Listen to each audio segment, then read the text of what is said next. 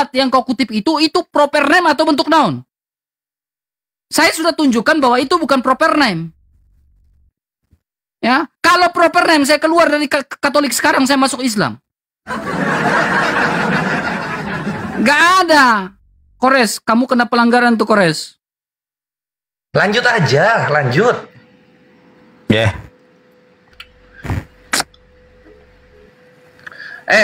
Yosef masuk Yosef. Waktu saya. Masuk. Ya udah oke. Saya masuk ya, oke. Berkaitan tentang penggunaan proper name tadi ya, silakan dijawab. Oke, saya lanjutkan tentang data yang saya gunakan. Ini bukan data orang Eropa dan seterusnya. Perhatikan, ini website untuk membahas tentang Muhammad. Ya, lagi dan lagi. Kalau misalkan persoalan orang Eropa, apakah tidak ada keselamatan lain? Jangan ngomongin sesuatu yang tidak ada sambungnya. Perhatikan, ini kan ada footnote. Kalau kamu berkenaan tentang bantah data dengan data. Jangan kamu cherry picking. Yang namanya data ditulis sama siapapun itu tidak jadi persoalan. Inilah kebiasaan Islam. Mereka hanya mau pakai data yang menguntungkan mereka. Kalau nggak nguntungin mereka nggak mau pakai. Itulah Islam. Makanya saya bilang jangan seperti itu. Oke, berkaitan tentang kenabian. Saya lagi dan lagi mau bertanya kepada Kores, kepada Nandar. Saya mau bertanya. Sekiranya memang Muhammad itu nabi asli, bisakah seperti yang dilakukan oleh Paulus, yaitu dengan memberikan penumpangan tangan? Sekali lagi, Paulus diakui oleh para rasul. Kita lihat di dalam Galatia 2. Di dalam Galatia 2, Paulus diakui oleh para rasul. Di mana ada tertulis bahwa Muhammad diakui. Saya tidak ada menemukan satupun ayat di mana Muhammad diakui. Kamu menggunakan Al-Ahzab ayat 40. Oke, kita buka dalam Al-Ahqaf ayat 9, silahkan kamu baca. Saya tadi sudah menyebutkan tapi tidak dijawab oleh Islam. Al-Ahqaf ayat 9, di situ dikatakan apa? Kita buka. Ayat 9, di situ dikatakan bahwa Muhammad tidak mengetahui atas apa yang akan terjadi pada dirinya dan kaumnya. Nah, ini yang mau saya tanyakan kepada Nanda dan kepada Kores. Kenapa Muhammad dikatakan sebagai penutup para nabi tidak mengetahui? Sedangkan Yesus Kristus sendiri saja, bahkan Paulus, mengetahui tentang apa yang terjadi kepada dirinya dan kepada pengikutnya, yaitu pengikut Kristus yang satu dalam satu persekutuan. Nah, di dalam surah Al-Ahqaf ayat 9 di sini dikatakan apa? Katakanlah Nabi Muhammad, aku bukanlah rasul yang pertama di antara para rasul dan aku tidak tahu apa yang akan diperbuat. Beda dengan Paulus. Paulus mengetahui apa yang akan terjadi pada dirinya dan apa yang akan terjadi kepada para pengikut Kristus. Juga perhatikan, mengenai dengan adanya kenabian, bahkan Rasul Petrus sendiri, Rasul Petrus loh ya, ini Nandar dan Kores nggak pernah tahu bahwa di dalam kekristenan kita punya yang namanya sanad, suksesi apostolik, yang ini nggak dipunyai oleh Islam. Saya tanya sama Islam, di mana ada saksi bahwa Muhammad itu sebagai nabi. Sedangkan kita lihat sendiri bahwa Muhammad itu bukanlah nabi. Kenapa? Karena Muhammad pernah mendapatkan ayat-ayat setan. Ya,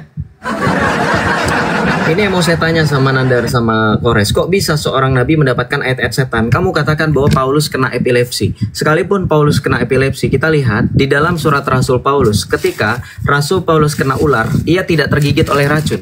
Beda dengan Muhammad. Muhammad terkena racun, dan bahkan dalam hadis yang sahih Muhammad merasakan efek dari jangka panjang dari racun tersebut. Maka saya tanyakan bahwa ketika Muhammad itu dikatakan sebagai nabi, kenapa Muhammad lebih menderita daripada Paulus? Paulus wafat dengan mulia, makanya Paulus martir disebutnya, mati syahid. Sedangkan Muhammad bukan mati syahid. Muhammad terkena racun. Dari mana syahidnya racun? Saya nggak tahu. Lalu kemudian saya tanya, ketika di dalam dalam ulangan, kita buka dalam ulangan 18, teman-teman. Kita buka dalam ulangan 18. Di sini dikatakan apa? Kita lihat dalam perjanjian lama, dalam kitab ulangan, teman-teman bantu tap-tap layar ya. Ini kayaknya saya nggak tahu kenapa jadi chaos begini. Ulangan 18, teman-teman. Ulangan 18 di sini dikatakan ayat 20 apa? Tetapi seorang nabi yang lancang menyampaikan demi namaku, perkataannya tidak kuperintahkan untuk disampaikan, atau yang berkata demi nama ilah lain. Perhatikan, ini nama ilah lain. Orang Yahudi tidak memiliki ilah yang sama seperti bangsa Islam, karena Islam mempunyai ilah yang berbeda, betul nggak? Islam dalam memahami ilah mereka itu yang namanya mempunyai konsep tauhid, yang itu adalah rekaan Islam. Salah satu konsep tauhid di dalam Islam yang diimani oleh Kores dan Yonatan Nandar itu adalah tauhid menurut dari Ibnu Taimiyah, tauhid rububiyah, tauhid asma wa sifat, ya. tauhid uluhiyah, itu tidak sama sekali diimani oleh orang Yahudi. Bahkan Muhammad sama sekali tidak mengajarkan. Nah, ini kita lihat di dalam Ulangan 18 bahwa ternyata perkataan Nabi itu tidak tergenapi, ya. Perkataan Nabi itu tidak terjadi. Dikatakan di ayat 2, apabila seorang Nabi berkata demi nama Tuhan dan perkataannya itu tidak terjadi dan tidak terwujud, maka itulah perkataan yang tidak difirmankan Tuhan. Maka dia bukanlah Nabi. Oke, kita lihat. Di sini, kita buktikan bahwa Muhammad bukanlah Nabi. Contoh kecil, saya hanya kasih contoh kecil saja. Dalam hadis Sahih Muslim nomor 4358. Bahwa masalah agama yang diajarkan oleh Rasulullah, ya, perbedaan antara urusan agama dan pendapat beliau tentang masalah dunia. Harusnya seorang nabi itu bisa yang namanya memberikan masukan terkait masalah agama dan dunia, tapi Muhammad gak bisa. Nanti kita lihat masalah agama pun Muhammad itu juga berantakan, ya. Tadi Al-Ahqaf ayat 9 sudah membuktikan Muhammad tidak tahu itu masalah agama. Tapi lihat di dalam hadis ini Muhammad itu ngeprank. Kenapa ngeprank? Kita lihat Nabi Muhammad pernah melewati suatu kaum yang sedang mengawinkan pohon kurma. Lalu beliau bersabda, sekiranya mereka tidak melakukannya, kurma itu akan tetap baik. Tapi setelah itu ternyata kurma tersebut tumbuh dalam keadaan rusak. Ini Nabi kamu ngawur nih. Jadi sama seperti Islam kebanyakan sekarang. Mereka tidak berbicara dalam kapasitas mereka. Sama seperti Muhammad. Muhammad hanyalah seorang yang tidak mengerti apa-apa. Dalam surah Al-Ahqaf ayat 9, Muhammad tidak tahu apa yang terjadi pada dirinya dan apa yang terjadi pada orang lain. Maka di sini dikatakan oleh Muhammad, kalian lebih mengetahui urusan dunia kalian. Ini perkara bukan masalah urusan dunia atau tidak. Ini namanya Muhammad sedang melakukan yang namanya manipulatif, ya. Muhammad tidak mengakui kesalahan.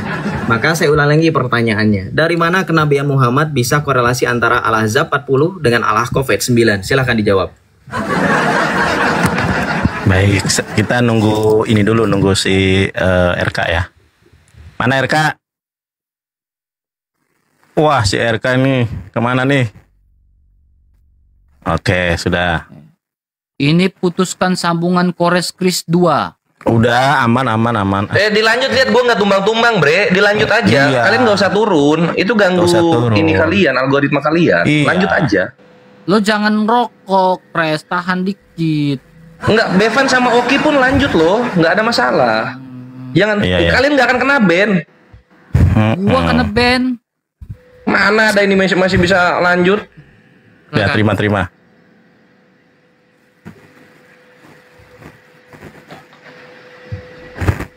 Gas res. Oke, ya. Nanti si Yosef gue kasih kado di argumen terakhir gue tentang lo ya. Soal Al-Ahqaf ayat 9 dan Al-Ahzab ayat 40, gue agak bingung ya. Masalahnya di mana di sini kan dikatakan begini gitu. Aku bukanlah Rasul yang pertama di antara para Rasul dan aku tidak tahu apa yang akan diperbuat Allah kepadaku dan kepadamu. Aku hanya mengikuti apa yang diwahyukan kepadaku dan aku tidak lain hanyalah seorang yang memberi peringatan yang menjelaskan. Kalau masalahnya tidak tahu yang akan diperbuat Allah kepadaku dan kepadamu, ya namanya manusia, kan gitu ya. Namanya kan manusia. Yesus saja berkata, jadilah kehendak sesuai dengan yang kau mau, cawan ini gitu. Sama kayak gini juga, Paulus juga ngomong kayak gini. Saudara-saudaraku, sekarang kita adalah anak-anak Allah, tetapi belum nyata apa yang keadaan kita kelak gitu. Maksudnya sama aja sih. Lu gagal menyambungkan perkara, gagal bikin framing, Yosef. Belajar lagi. Itu satu. Terus yang kedua, jangan mau cherry picking. Lah, lu aja cherry picking, cuma ngambil yang dalil pertama gitu. Lu aja cherry picking. Dan soal ayat Nabi Muhammad diakui udah ya di Al-Ahzab ayat 40 gitu. Sekarang ini udah ketemu Yosef nih. Udah ketemu website lu yang tadi lu sembunyiin. islamorigins.com. Ini ya. Ini kan ya? Oh, panik mukanya panik. Ini kan ya? Ini ya. Jangan cari bikin kan kata lu ya? Kata lu jangan cari bikin ya. Ikhwan siap-siap. Gas. Badai gift. Ini kan, ayo, ini yang nulis Joshua Little, sorry tadi gue salah nama. Nah dia bawa ini, Ikhwan, jangan cari picking katanya. Kalau jangan cari picking ya, Yosef, kalau jangan cari picking ya, lu lihat sini. Lu ambil kesimpulannya, lu bacain di depan Kristen Katolik sama Islam. Lu ambil nih kesimpulannya di sini nih, kesimpulannya tunggu ya. Mana dia? Conclusion, nah ini conclusion ya, Yosef ini nih, insam ya. Lu baca di sini, Bre. Lu baca di sini. Kok gua inspect? Lu baca di sini. Jangan panik kawan-kawan. Siap-siap kalian bikin jedak-jeduk. Di website yang sama yang dibawa Joseph, ini penulisnya berkata, singkatnya tidak ada dasar untuk menerima proposisi bahwa nabi awalnya bernama Kutam. Selamat datang di kebenaran. Hancur lu sama data lu sendiri, hancur. Tepuk tangan, Hancur lu Yosef. Kasih penulisnya ngomong kayak begitu. Mantap, Thank you Ikhwani Fisabilillah. Hancur lu Yosef. Direkam sama sejarah. Muka lu merana muka lu. Ya. Ini penulisnya ngomong sendiri. Tidak ada dasar untuk menerima proposisi bahwa nabi awalnya bernama Kutam. Terus lu kok paksain nabi awalnya namanya Kutam? Lu dihianati oleh orang Eropa sendiri. Dihianati lu sama orang Eropa. Rasakan itu, Bre. Udah cocok lu jadi kadrun, udah cocok tuh jenggot lu. Ada terbentuk semua di tega tuh. Terdiam. Jadi dejavu gua aja inget Bevan sama Oki kayak gimana kemarin. Terdiam lu berdua, Bre. Dihajar kawan-kawan oleh islamorigin.com ya. Ini websitenya dia yang dia sembunyiin tadi. Ketemu ya sama gua, mantap. Aduh, anjir. Mau dilanjut ini? Wah, parade memalukan jadinya. Pas Joseph saya pusing ya. Sakit, Bre. Malu gue bikin lu. Malu gue bikin, serius. Nah, sekarang gue bikin malu lagi soal nabi palsu ya. Perhatikan. Petrus mengakui apapun yang lu akui. Ini lu lihat dibaca di sini, Bre. Yang tadi lu kabur. Epilepsy.org.uk. Paulus sebelum ketemu Tuhan, dia ayan dulu dia. Ini adalah kejang-kejang ayan di KPR 939 ketika dia perjalanan ke Damaskus. Sekarang buat tanya sama kalian kawan-kawan Katolik, tunjukkan satu nabi Israel yang kejang-kejang ayan sebelum ketemu Tuhan kayak Paulus. Kalau nggak ada, artinya ini nabi palsu. Ini, ya. Yang mana ada nabi punya penyakit ayan? Itu satu. Terus yang kedua ini untuk kawan-kawan Katolik yang mencoba takyah Korintus dengan data yang dibawakan, nggak kayak Islam. Soal perkara nabi ya, di mana nabi diakui, lu buka di sini nih kawan-kawan, KPR 323. Ya, kita main keras di sini ya. Akan terjadi semua orang yang tidak mendengarkan nabi itu akan dibasmi dari umat kita. Siapa nabi yang ngebantai Kristen sama Yahudi kalau nggak denger dia? Siapa nabinya? Kasih tahu gua siapa nama nabinya. Kasih tahu gua siapa nama nabinya. KPR 323. KPR 323, orang yang nggak mendengar nabi itu dibantai dari umat kalian. Tunjukin sama gua nama nabi yang ngebantai Kristen sama Yahudi. Tunjukin. Itu nubuatan, Bre. Selamat datang di kebenaran, Yosef. Ini abadi di jidat lu. Lu tukang takyah Korintus soal data. Silahkan Kandaku. Iya. Siapa? Res, ulangi Res pertanyaannya Res. Pertanyaannya siapa? Yang satu ya. Tunjukkan satu nabi Israel yang kejang-kejang ayan dulu sebelum ketemu Tuhan. Dua. Yang kedua, siapa nabi yang kalau nggak didengar dia akan ngebantai umat Kristen dan Yahudi di KPR 323. Silakan. Nah, jawabannya saya bantu. Ini di dalam hadis ya, teman-teman ya.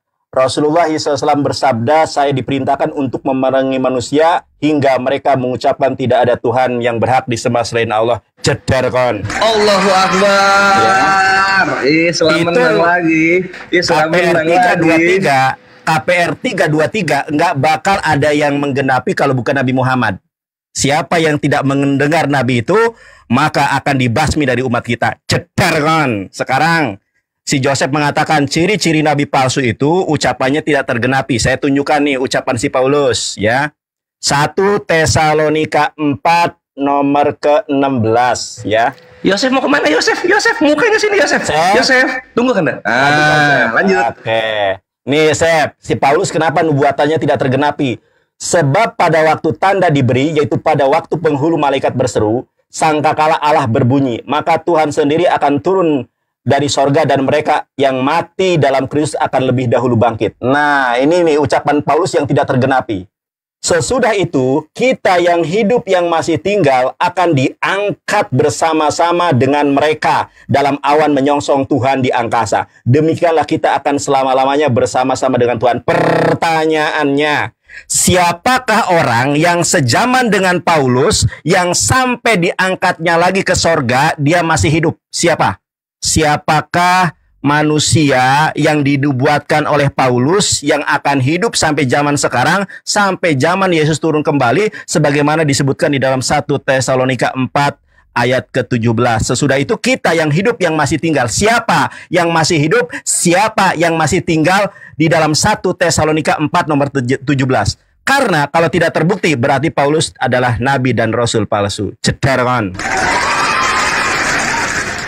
Gak enak. 1 Tesalonika berapa tadi? 1 Tesalonika 4:17. Ini apa nubuatan Paulus tidak tergenapi. Ternyata yang hidup pada zaman Paulus mati semua sampai sekarang. Silakan Bro cek dulu. Oke, belum waktunya ya. Aduh, aku gak enak ya. Mohon maaf ya. Terima. Teman-teman, apresiasi Joseph. Si Kores sama Unity Nindir. Tap-tap layar yang banyak. Ya, udah ini waktu saya. Dengerin ya. Saya dibilang katanya cherry picking, tapi kamu ngerti nggak data yang kamu pakai? Itu data dari pembelaan Islam sendiri. Dan orang-orang yang mengatakan nama KTM itu tidak ada, kamu salah. Data saya masih ada lagi. Iya, kamu silahkan ketawa. Tadi dibilang katanya tidak mau pakai data orang Eropa, tapi kamu kena jebakan saya. Kamu pakai pembenaran dari orang Eropa. Bagaimana dengan ulama di Tunisia yang mengatakan nabimu itu adalah KTM? Ini data saya lagi. Saya mendengar seorang ulama di Tunisia di YouTube mengatakan bahwa Nabi kita tercinta Muhammad. Ini ulamamu. Ingat kata Rifa, ulama bisa sesat. Mana Rifa? Kabur dia kan. Habis debat 2 versus 2 nggak mau lanjut lagi karena pernah bilang ulama bisa sesat. Katanya mau dipanggil ke MUI, itu orang lagi dicari. Ulama bisa sesat juga. Abu Kapsa nama lainnya. Apakah klaim ini benar dan berdasarkan sumber sejarah? Betul. Islam menyangkali ini. Perhatikan Kores, perhatikan Andar. Kalau kalian menang jeder-jederan, yang kalian baca ini aja pembelaan Islam. Saya minta data sejarah. Ini semua adalah data sejarah. Bahkan ulama di Tunisia mengakui nama Muhammad adalah KTM. Ulama loh, bukan seorang Kores, bukan seorang Nandar. Ini datanya, ya. Ini Islam, bukan Oten. Nah, termongok-mongok dia. Kamu pikir data saya cuma satu? Sejak kapan saya debat sama kayak kalian? Datanya entar sok. Oke. Kemudian kamu bilang katanya saya jawab dulu pertanyaan. Oke. Katanya mana ada data Nabi di Perjanjian Lama yang katanya ayan. Ayan itu artinya rebah ke tanah, bukan ayan seperti Muhammad yang harus diruqyah. Jangan apple to apple. Betul, sejarah kelam Muhammad itu lebih kelam daripada kita semua. Betul. Saya tanya sama Kores, saya tanya sama Nandar, saya tanya sama orang Islam, jutaan miliaran orang Islam di dunia. Kalian kalau sakit ke Jibril atau ke dokter? Saya tanya, kalian datang ke rumah sakit dengan logo salib atau ke rumah sakit dengan lengkap fasilitas Jibril yang akan meruqyah kalian? Tidak ada satupun di dunia ini yang pernah diruqyah oleh malaikat kecuali Muhammad. Pertanyaan saya, Muhammad itu nabi atau orang sakit? Bahkan saya tadi bilang kan, selain kita orang biasa, kita tidak pernah diruqyah oleh malaikat. Kamu mau merendahkan posisi Paulus tidak sama dengan Muhammad. Tidak pernah Paulus epilepsi harus sampai dibantu oleh malaikat. Paulus bisa bangun sendiri. Oke? Ya jangan ketawa-tawa, coba bandingkan datanya. Oke, kemudian dalam Perjanjian Lama ditanya, kita lihat dalam 1 Samuel 19 ayat 24 dikatakan apa? Kamu nanya nabi mana? Lihat. Nabi Saul ini ya, Samuel ini rebah terhantar dengan telanjang sehari-harian dan semalam-malaman. Ini orang Yahudi melihat Samuel, menulis kisah tentang Samuel. Jeder, mana ada Islam? Kamu mau menghina, kamu akan mengatakan, oh dalam Oten enggak, ini Yahudi. Yang kamu akan pakai data-data mereka, yang kamu akan rangkul mereka sebagai teman. Ternyata orang Yahudi juga mencatat nabi mereka juga rebah, bahkan telanjang.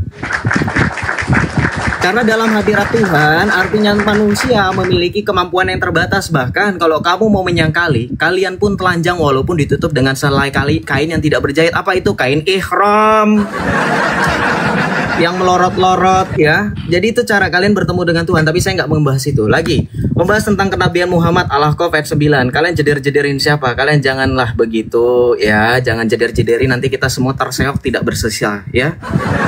Jangan suka jeder-jeder ya. Kalian belum mengucapkan password aja kita sudah kengerian. Oke, dalam Al-Ahqaf ayat 9 saya jelaskan sama kamu. Aku bukanlah rasul yang pertama di antara para rasul. Kamu jelasin apa tadi, Kores? Saya nggak nangkep. Kamu malah bacain lagi terjemahannya. Yang saya tanya, Kores, ini manusia. Ya kamu katakan, ya ini kan manusia. Ya terus kenapa kamu samain Safan seperti Yesus? Bukankah Muhammad itu penutup para nabi, khatamul anbiya, suri tauladan?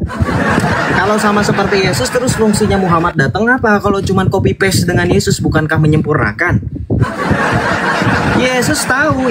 Lihat di dalam Injil Yohanes, perhatikan ya, di dalam Injil Yohanes Yesus tahu. Yesus menyediakan tempat bagi pengikutnya di mana? Di surga kerajaan Bapa. Lihat, jangan gelisah hatimu, percayalah kepada Allah, percayalah juga kepadaku. Yesus mengatakan para pengikutnya untuk percaya, jangan gelisah. Coba kalau Muhammad, kamu apa nggak gelisah? Muhammad bilang nggak tahu. Hah? Ini hanya memberi peringatan. Sekarang saya tanya sama kamu, kalau Nabi Muhammad itu adalah Nabi asli, tunjukkan kepada saya otoritas. Jangan cuma Allah yang berfirman. Siapa yang pernah mengakui Muhammad sebagai Nabi? Siapa yang pernah menyaksikan beliau mendapatkan wahyu? Saya tanya, ketika Muhammad mendapatkan wahyu, apakah Khadijah menjadi Islam? Silakan dijawab. Silakan dijawab dari istri terdekatnya dulu. Kalau Muhammad itu Nabi, silakan saya serahkan ke Bang RK. Oke, terima kasih. Jadi Nandar, saya tanya tadi, kau tunjukkan bahwa Muhammad atau Mehmet Mahmad itu adalah proper name, kau tidak tunjukkan. Mau kabur kau, saya kejar terus ini. Terus legalitas, ya, bahwa Muhammad itu, ya kau mengutip Injil bahwa itu adalah Muhammad, legalitas resmi sama seperti yang saya bawa, data GPSS ini, kau belum tunjukkan. Jangan kabur, saya kejar terus ini sampai akhir nih. Ya, kemudian ya kamu berbicara tentang 1 Tesalonika. Nih, ini sebuah buku tafsir perjanjian baru dari Daniel Durkan ya, editornya ya. ISBN-nya lengkap ya. 1 Tesalonika pasal 4 ya, 11. Ini berbicara tentang pengharapan iman di hadapan kematian ya. Situasi yang menekan di Tesalonika yang tampaknya ditanyakan oleh orang Tesalonika kepada Timotius adalah mengenai kematian beberapa orang yang mereka kasih. Apakah mereka juga akan bersama-sama dengan Tuhan pada saat kedatangannya? Lalu di paragraf selanjutnya di sini bicara apa? Orang percaya mempunyai kuasa atas kematian. Jadi orang percaya itu tetap hidup. Mereka berkuasa atas kematian. Ya, Yesus mengatakan selaras dengan perkataan Yesus bahwa inilah inilah tubuhku yang diserahkan bagimu. Jika kau makan roti ini benar-benar tubuhku, dan anggur ini benar-benar kau akan tetap hidup. Jadi pengharapan orang percaya. Ya, jadi konteks 1 Tesalonika itu ya. Kemudian untuk saya tanggapin ya perkataan Nandar dan juga Kores ya, bahwa orang menjadi nabi, mereka begitu bangganya ketika Nabi Muhammad mereka membantai orang Yahudi, orang Nasoro dan lain-lain, bangga. Saya nggak tahu kenapa sebangga itu. Saya tidak tahu motifnya apa. Rasul Paulus ketika dipilih dalam Kisah Rasul 9 menjadi seorang rasul, hal-hal yang dahulu dia bilang apa? Yang lalu biarlah berlalu, sesungguhnya yang baru telah datang. Ya, dia tinggalkan. Ya, lah ini pertanyaan saya, kenapa menjadi nabi dan membantai banyak orang, kalian bangga? Saya jujur saya heran di sini teman. Selamat datang Kores. Ya, saya jujur saya heran ya, betapa bangganya kalian ini ya. Ya, betapa bangganya kalian, saya juga bingung ya. Kemudian Kores, pertanyaan saya di awal tadi, hadis yang kau bawa di awal itu berbicara tentang nubuatan. Ya, nubuatan atau apa itu? Kau belum jawab itu dari tadi itu. Belum jawab. Ya, dalam Kisah Rasul 9 pun ya berbicara epilepsi dan lain-lain, tidak pernah di sini dalam Kisah Rasul 9 dalam keimanan atau dalam Alkitab tidak mengatakan epilepsi. Itu tafsir belakang. Ya, kecuali kau buka tafsir di Magisterium atau KGK atau apapun ya, mungkin kami akan baca dan kami lihat. Ya, tetapi selagi kau pakai website dan itu hanya itu ya sorry to say aja. Silakan. Ceder kon, res, bubukin lagi. Blunder si RK nih, blunder lihat nih. Si RK udah mau ketahuan. Ini dulu karena Joseph RK blunder nih, aku gak enak ini. Ini ada yang lucu lagi kawan-kawan ya, ini ada yang lucu lagi. Sampai teriak-teriak dia menghina kita. Res, KPR, gas. Ayo waktu. Si RK dia sampai terbata-bata gitu ya, lucu banget. Yosef lagi, aduh Yosef ya, nggak bisa lu menyembunyikan urat malu di muka lu dengan membawakan data yang baru. Data pertama aja lu udah ketahuan Yosef, lu ketahuan Takia Korintus, ngapain lu bawa data yang baru? Di data yang pertama aja udah ketahuan kok bahwa data yang lu bawa ternyata mengatakan itu tidak ada landasan yang benar untuk mengatakan KTM itu nama asli Muhammad gitu. Udah kelar perkara. Ih, mau bohong malah ketahuan, malu. Gua kalau jadi Yosef malu banget gue. Gas teman-teman. Malu banget. Kena apa? Dia lagi cherry picking, menyembunyikan sebagian kalimat-kalimat websitenya, ketahuan operasi tangkap tangan oleh Kores. Malu banget itu, serius. Ke bawah itu sampai anak cucu, sampai generasi keempat ke bawah itu. Terus berikutnya soal apa namanya? Soal ada malaikat menyembuhkan gitu kan. Terus itu hina. Kenapa kalau malaikat menyembuhkan hina? Terus kalau ada iblis di dalam dagingnya Paulus itu mulia gitu? Gimana ini otaknya kawan-kawan kita yang Katolik ini? Malaikat nyembuhin itu hina. Lah iblis dalam daging Paulus di 2 Korintus 12 nomor 7 itu masa mulia? Kalian ini mau dibawa kalian ini imannya mau kemana? Berini gitu, mau apa? Mau berkiblat pada iblis bintang timur? Iya. Membingungkan serius kalian ini. Berikutnya soal, nah ini ya RK. Kenapa lu bilang Paulus enggak ayan? Si Yosef itu mengakui Paulus itu ayan. Makanya dia bawa 1 Samuel 19:24. Karena 1 Samuel 19:24 kata Yosef sama-sama ayan. Dan itu mulia, ayan ketemu Tuhan apa? Itu mulia ketika ketemu Tuhan itu dalam keadaan ayan gitu. Gak kompak. Coba kalian ngobrol dulu gimana bagusnya gitu. Ini Paulus ayan atau enggak ini sesuai data yang gua bawa. Coba jangan berantem kayak gitu, malu dong. Sama-sama Katolik loh. Atau ada Katolik karismatik sama Katolik beta mungkin, atau gimana ini? Kok jadi berantem kalian berdua? Jadi Paulus ini ayan atau enggak? Yosef itu udah ngomong ayan loh Paulus. Ayo diobrolin dulu di belakang ya. Ya, coba nanti. Nah terus gue lanjut lagi, ini Yosef lucu banget katanya.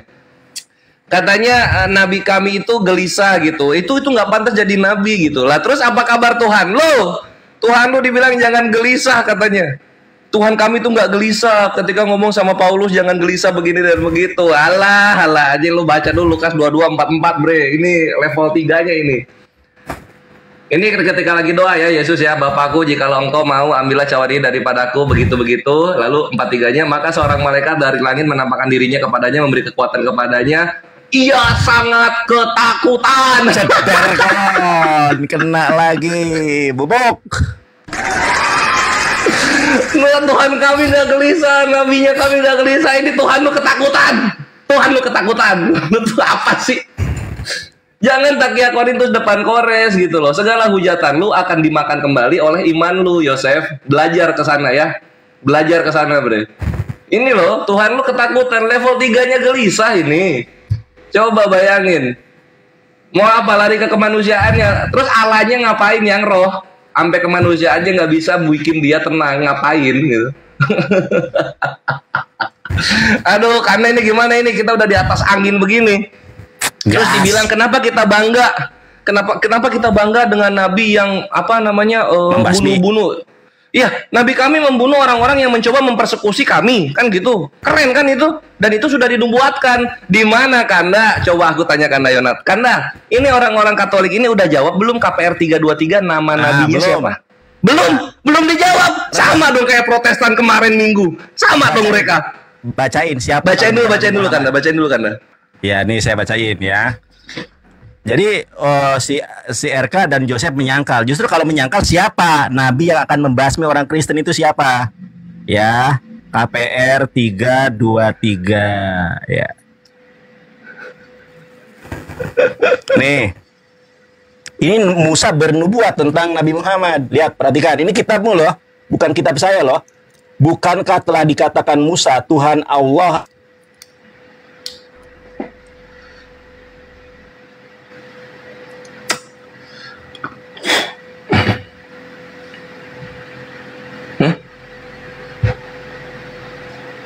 Waduh, Singgah aja gak ridho sama omongan dia tuh.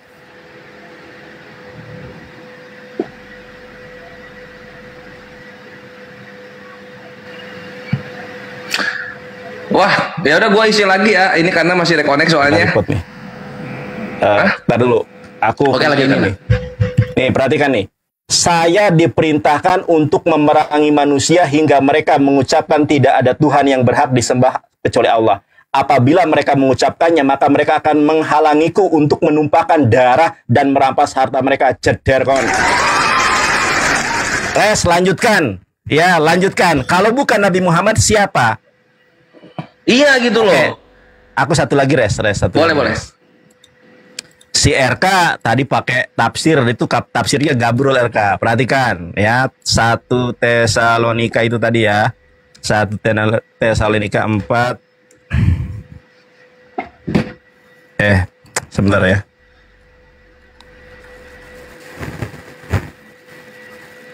Nah ini, kamu nggak baca utuh RK. Kalau kamu baca utuh, ini lihat nih, ayat ke-16-nya. Nih, maka Tuhan sendiri akan turun dari sorga dan mereka yang mati dalam Kristus ternyata mati, ada yang mati juga. Nah yang pertanyaannya, sesudah itu kita yang hidup ini siapa? Kalau ini tidak terbukti, berarti Paulus itu nabi palsu karena ucapannya tidak tergenapi. Lanjut, Res, masih tersisa. Iya gitu, sama kayak gini juga. Lu bilang gitu, kenapa kalian bangga dengan nabi seperti itu? Nabinya bangga begini dan begitulah. Anjir, ini Paulus lu loh, kawan-kawan Katolik. Lu lihat Paulus lu lah. Lu lihat dulu kelakuan Paulus. Tadi kan Tuhan lu ketakutan kerjaannya. Nah, berikutnya sekarang lihat ini. Ini 2 Korintus 12 nomor 7. Aku diberi suatu duri di dalam dagingku, yaitu seorang utusan iblis gitu. Terus lu bangga sama utusan iblis? Apalah ini? Kalian nggak dengerin orang yang ada utusan iblis dalam dagingnya? Iya? Pasal apa itu berapa, Res? kebanggaan? Mulia itu kudus itu. Nah, terus Pasal berikutnya berapa? lihat di sini. Ini 2 Korintus 12 nomor 7. Catat ya teman-teman ya. Berikutnya sekarang di 2 Korintus 12 nomor 11, lihat. Paulus itu dia nggak bangga dengan jabatannya gitu. Terus kalau dia nggak bangga, ngapain dia minta dipuji-puji? 2 Korintus 12 nomor 11. Sebenarnya aku harus kamu puji. Apa ini RK? Apa ini? Yang kayak gini panutan kalian, yang kayak gini. Aduh. Gimana mau menang sama Islam, Bre gitu loh. Ini lihat ini, orangnya aja minta-minta dipuji. Artinya dia belum dapat validasi yang dia inginkan ketika dia menjadi rasul gitu, Bre. Ya gimana mau dipuji lah, ayahnya aja nggak sembuh gitu. Oh iya, 1 Samuel. Oh, udah habis. Tunggu. Ya, thank you, Bre. Aduh, nggak tega, Res. Gimana, Res? Mau Bang Joseph duluan atau saya duluan, Bang Joseph? Aduh, kompromi dulu lah. Kita kan. Sabar. Bang Joseph duluan atau saya duluan? Iya, boleh saya duluan aja Bang, nggak apa-apa? Silakan. Nggak kompromi dulu. Oke. Kita kasih waktu nih kalau mau kompromi. Silakan. Perlu, nggak apa-apa. Nggak usah framing lah. Oke. Ini di invite dulu, boleh? Ya.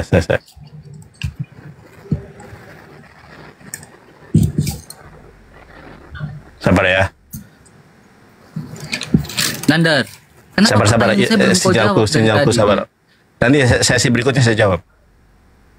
Sesi berikutnya sampai sekarang kagak dijawab. Sabar dulu ya. Ini internetku, sabar ya. Sabar dulu. Kores gak sanggup jawab pertanyaannya kah? Bantu Nandar gitu. Ya gampang, nanti sesi berikutnya. Silakan. Apa sih yang hadis itu? Itu udah, itu nubuatan iya. Gua gak tanya itu. Makanya gue tanya itu dicatat. Udah di Tadi lu tanya waktu- itu lo di akhir-akhir. Nanti jangan tantrum, nanti setelah ini gue jawab. Gue tadi kasih kesempatan buat Kores untuk menjelaskan tentang si Paulus. Minum yang banyak dulu, Kores. Biar sehat. Oke, terima. Jus mangga, enak. Terima. Tenang. Oke, baik, saya akan langsung jawab ya. Tadi dalam Kisah Para Rasul dalam Kisah Para Rasul kita buka dalam Kisah Para Rasul tadi ya. Kisah Para Rasul 3 ayat 23. Di situ dikatakan apa? Kata Petrus katanya ya kan. Ini Islam ini cari picking ya kan. Sampai ayat-ayat Alkitab kamu mau pakai. Itu khotbah Petrus. Kamu baca di ayat sebelumnya. Baca di situ. 2 ayat 22.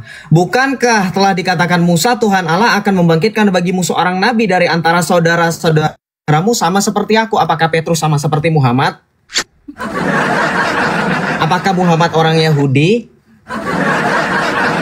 Ya, jadi jangan asal kutip ayat, jangan begini-begini kalau udah ditampilin ayatnya. Pakai Al-Quran, pakai data scholar. Saya minta data scholar Islam. Mana otoritas kenabian Muhammad? Mana saksi? Ketika Muhammad mendapatkan wahyu, apakah Khadijah menjadi Islam? Tidak dijawab, cuman cengar-cengir. 8 menit cuman yiping, mending saya dengerin masjid.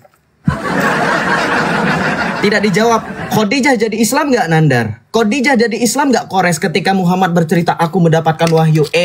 Yesus ketakutan, tapi Yesus menghadapi kematiannya di kayu salib dan mengalahkan maut. Muhammad ketakutan, apa yang terjadi? Selimutan. Muhammad selimutan. Pertanyaan saya, ketika kamu juga menggunakan 2 Korintus 12 ayat 7, mengatakan katanya, Paulus dikatakan bahwa Paulus itu duri dalam daging iblis. Baca di ayat yang berikutnya. Baca. Tentang hal itu, aku sudah 3 kali berseru kepada Tuhan supaya utusan iblis itu mundur dari hadapanku. Namun jawab Tuhan kepadaku, cukuplah anugerahku bagimu sebab justru dalam kelemahanlah kuasaku menjadi sempurna. Baca ayat berikutnya, jangan kebiasaan. Kalau Islam, Al-Quran, contoh kamu buka surah Al-Qalam ayat 42, di situ dikatakan yauma yaksifu an sakiu. Pada hari pembalasan betis Allah akan disingkapkan. Ketika kamu tanya ke sama Islam betis siapa, di situ mereka lari ke ayat berikutnya, ayat sebelumnya nggak bakalan sama karena tidak ada ketemu ujungnya. Nih terbongkar semua kebohongan Islam. Mereka hanya baca 1 ayat, mereka framing. Padahal ayatnya di berikutnya. Oke, yang berikutnya juga kamu baca di dalam 2 Korintus 12 ayat 11. Dikatakan apa? Sungguh aku telah menjadi bodoh, namun kamu harus memaksa aku, sebenarnya aku harus kamu puji. Baca ayat berikutnya. Di situ Rasul Paulus menekankan pentingnya kerendahan diri, kerendahan hati. Ya. Maka disatakan apa di ayat 21 dalam perikop terakhir gitu, dikatakan Rasul Paulus, aku khawatir apabila aku datang lagi, Allahku akan merendahkan aku di hadapan kamu dan aku akan bersedih atas banyak orang yang di masa lampau berbuat dosa.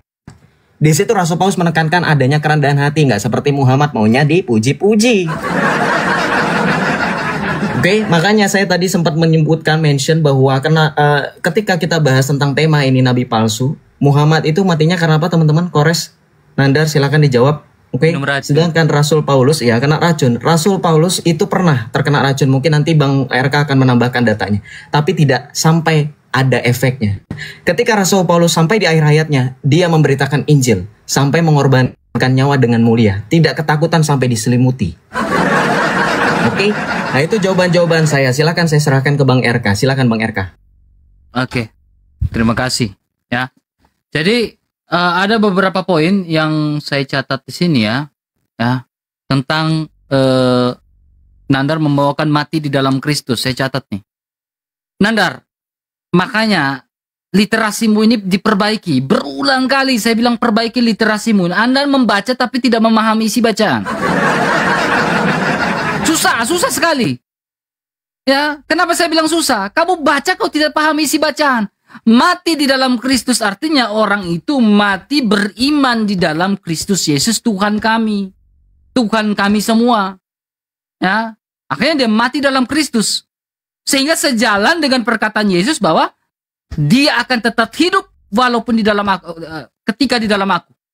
Ya, sebab akulah kebangkitan dan hidup, barang siapa yang percaya kepadaku akan tetap hidup walaupun sudah mati. Makanya mati dalam Kristus. Makanya Rasul Paulus sangat yakin dan percaya memberikan sebuah prinsipil ya di dalam sebuah kehidupan. Dia bilang apa? Sebab hidup adalah Kristus dan mati adalah keuntungan bagiku.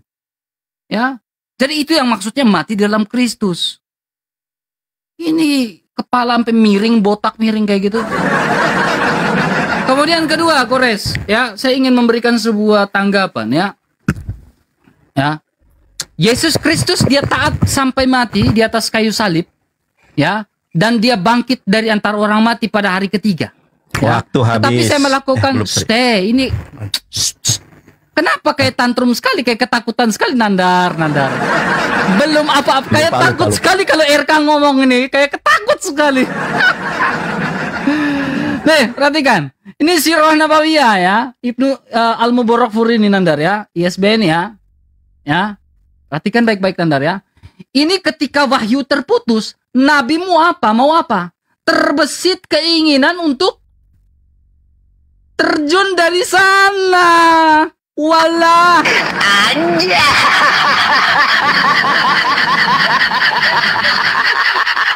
Gak dapat wahyu dia mau terjun. Nah ini.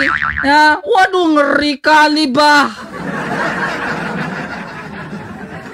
Jeder kau Kores, mulai kelagapan. Pucat pasti kau Kores teman Nanda. Ya, iya. Udah mulai pucat nih, lihat dua orang nih. Lihat apalagi si Nandar mukanya itu. Aduh, udah pucat pasti kayak gitu tuh. Lihat, Kores mukanya kayak orang blow on kayak gitu tuh. Ya, jadi Kristus kami dia taat sampai mati. Bahkan dia bangkit pada hari ketiga. Ya, jelas. Ya. Lah ini nabi kamu. Mau dapat wahyu, tadi yang Bang Joseph bawa itu apa tuh? Ya. Dia apa?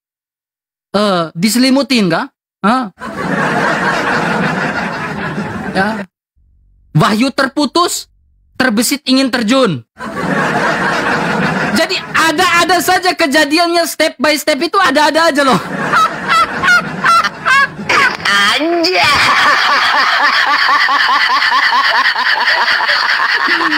Aduh, ngakak brutal parah ya. Ya, jadi gini ya. Kemudian poin berikutnya ini kita berbicara tentang Rasul Paulus ya. Rasul Paulus ya, ketika dia memiliki kekuatan ya, power yang begitu kokoh di dalam Kristus. Dia digigit ular tedung saja, dia tidak mengalami kematian. Itu racun berpisah. Orang berpikir bahwa dia bakal mati. Ya, orang berpikir dia bakal mati, tapi tidak. Orang semua tercengang. Ya, jadi sesuatu yang mujizat the power seperti itu ingin menunjukkan kepada semua orang bahwa inilah Rasul Kristus. Inilah pengikut Kristus. Mereka dibekali dengan mujizat-mujizat yang tak terduga, yang tidak bisa diselami dan dipikirkan oleh pikiran manusia. Ya, nabi kamu, ya Zainab kasih racun, ya kan, di domba beracun itu. Setelah dimakan, baru apakah Jibril datang menyampaikan di situ ada jeder kan, kalah deh. Jeder kan, pucat botak. Oke, Res aku duluan izin ya. Kalah debat, kalah PK. Jawab dulu pertanyaan saya. Proper name itu mana? Legalitas yang kau kutip itu mana? Baik. Res izin duluan ya. Baik.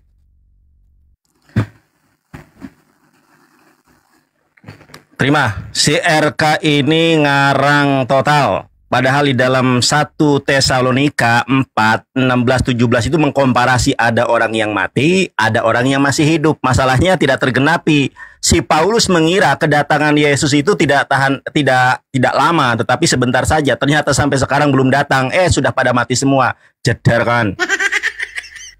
Si Paulus bermujizat bisa menghidupkan orang mati. Si Paulus kena racun tidak mati. Justru ini adalah tanda-tanda nabi palsu. Nih saya tunjukkan datanya ya. Si Paulus itu nabi palsu dan rasul palsu. Nih saya buktikan. Ini perhatikan nih ya. Matius 24 nomor 24. Perhatikan ini ciri-ciri si Paulus nih. Sebab Mesias palsu dan nabi-nabi palsu akan muncul. Dan mereka akan mengadakan tanda-tanda yang dahsyat. Saya tanya, kalau orang yang diracun gak mati, si Paulus itu, dan dia dipatok ular gak mati, itu tanda-tanda apa? Tanda-tanda yang dahsyat. Tanda-tanda yang dahsyat ini mengacu kepada siapa? Dan mujizat-memujizat, sehingga sekiranya mungkin mereka menyesatkan orang pilihan juga. Jeder kan. Ini tanda-tanda apa? Mesias palsu dan nabi-nabi palsu. Makanya pertanyaan saya dijawab. Ini berkorelasi dengan Matius 7 nomor ke-15. Saya tanya tadi nggak dijawab. Perhatikan lagi nih. Yesus sebelum terangkat ke langit, sebelum digantikan oleh Yudas disalib, Yesus mengatakan di dalam bahasa Ibraninya, Hijaharu minevi'e haseker habaim alaihim. Kata Yesus, waspadalah terhadap minevi'e dari nabi-nabi hasyeker, nabi palsu, habaim alaihem yang akan datang kepada kalian 12 murid Yesus. Kata Yesus apa? Bilbus kebasim yang nyamar jadi domba, yubetok tokam jebim torfim hem. Padahal mereka ini adalah nabi palsu serigala. Pertanyaan saya, kalau bukan si Paulus, siapa nabi palsu yang nyamar jadi Kristen. Ternyata yang nyamar jadi Kristen itu di dalam KPR 13 nomor ke-1 ya. Perhatikan ini. Pada waktu itu dalam jemaat di Antioquia ada beberapa nabi. Inilah gabrulnya terjemahan dan pengajar. Kenapa pengajar di sini kok singular? Padahal di dalam bahasa Ibraninya itu di sini plural. Neviim, Yumorim, ada para nabi dan para pengajar. Kau lihat di dalam bahasa Yunani sendiri, kita lihat di dalam bahasa Yunani ya. Sandetines en Antioquia kataten hausan eklesias propetai. Di sini ada propetai adalah plural. Kemudian didaskaloi plural. Kenapa di dalam terjemahannya menjadi pengajar? Ternyata si Paulus adalah bagian dari nabi palsu yang akan datang kepada murid-murid Yesus. Makanya dia menyesatkan orang pilihan juga. Sekarang, Nandar, di mana dalil Qur'annya kalau Nabi Muhammad termaktub di dalam Alkitab? Quran surat Al-Baqarah ayat 146. Saya hafal di luar kepala saya. A'udzubillahi minasyaitonirrajim. Alladzina atainahumul kitaba ya'rifunahu kama ya'rifuna abna'ahum. Ya, orang-orang yang telah diberikan Alkitab mengenali Nabi Muhammad sebagaimana mereka mengenali anak-anak mereka sendiri. Ya, kenapa? Karena namanya sudah termaktub, sudah tersebut di dalam Alkitab. Dalil kedua, Quran surat 61 ayat ke-6. Hafal Bang Nandar, hafal dong. Saya kan lulusan UIN Sunan Ampel Surabaya. Saya kan lulusan Universitas Muhammadiyah Sidoarjo. Debater dari Kuningan Jawa Barat. Ganteng, mirip Ariel Peter Pan. Oke. Dalam Quran surat As-Saff ayat ke-6, wa idh qala Isa bin Maryam ya bani Israila inni rasulullahi ilaikum musaddiqan lima baina yadayya minat taurati wa mubasysyiran bi rasuli ya'ti min ba'di ismuhu Ahmad. Tadi Ahmad ada di dalam Yohanes 14 nomor 6. Janjian lama. Aduh, saya di tolong jangan report ya. Nih, RK. Perhatikan. Ya, kita lihat nih, Muhammad, ada yang nama Muhammad ya. Kita lihat di dalam referensinya apa. Ini loh nama the Arabic Hamidah means price and the name siapa? Name Muhammad Jadaran. Bobok. Sekarang pertanyaan saya, tadi pertanyaan Kores nggak dijawab. Siapa nabi di dalam KPR 323? Sekarang pertanyaan saya, siapa nabi palsu yang mendatangi murid-murid Yesus di dalam Matius 7 nomor 15? Bobok. Debater dari Kuningan Jawa Barat, suku Sunda, Cederon. Res, lanjut. Sorry Res, waktunya 3 menit kepake. Aman-aman Kanda, ini udah apa ya? Ini mau udah bersihin yang sisa-sisa lah karena mereka udah bubuk di awal gitu, udah ketahuan bahwa data yang dipelintir-pelintir gitu kan. Terus ngejelasin kemana-mana si Yosef ini. Dia bicara memang Petrus sama Nabi Muhammad ya, apa hubungannya? Yang gua tanya nama nabi. Nama nabi di KPR 323 siapa? Ngapain lu jelasin Yesus apa Petrus sama Nabi Muhammad emang sama? Ini nggak penting lah. Bisa dialog nggak sih lo? Atau ketahuan nggak tahu nama di sana? Iya, nggak ketahuan ya. Namanya siapa? Nabi yang ada di KPR 323 itu namanya nggak ketahuan siapa. Susah ya? Ya kalau gitu janganlah kalian yang cengin Protestan yang kemarin dialog sama kami, bre. Toh kalian juga Katolik nggak bisa jawab ternyata. Siapa nama Nabi di KPR 323? Kalian kan punya didake ya. Punya magisterium gitu kan, lalu punya surat-surat bapak-bapak gereja tuh, ya dicari dong nama nabi di situ siapa. Kalau nggak ada ya udah bener lah. Nanti kalian ya yang membantai umat kalian di situ itu nama nabi yang muncul di akhir zaman penutup para nabi Muhammad Shallallahu Alaihi Wasallam.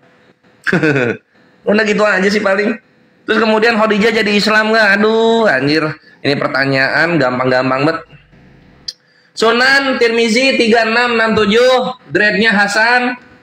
Di sini dikatakan orang yang pertama kali masuk Islam dari kalangan pemuda adalah Abu Bakar, sedangkan Ali masuk Islam ketika ia masih kanak-kanak dalam usia 8 tahun, sedangkan orang yang pertama kali masuk Islam dari kalangan wanita adalah Khadijah. Selamat datang di kebenaran, duduknya mulai nggak tenang. Bubuk mulu, tiap nanya kejawab gitu.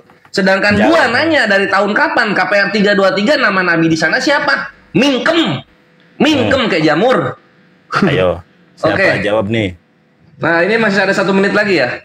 Ya. Woi masih Katolik, ada. ayolah. Siapa nama Nabi di KPR 323? Dijawab gitu loh. Lu kabur-kaburan aja lu. Ulangan 13 nomor 2 ya. Perhatikan di sini. Ini gua tambahin juga soal apa namanya? Tadi membangga-banggakan mujizat ini Katolik ini. Perhatikan di sini. Apabila tanda atau mujizat yang dikatakannya kepadamu itu terjadi dan ia membujuk, mari kita mengikuti Allah lain yang tidak kau kenal dan mari kita berbakti kepadanya, maka dilihat di 6-nya.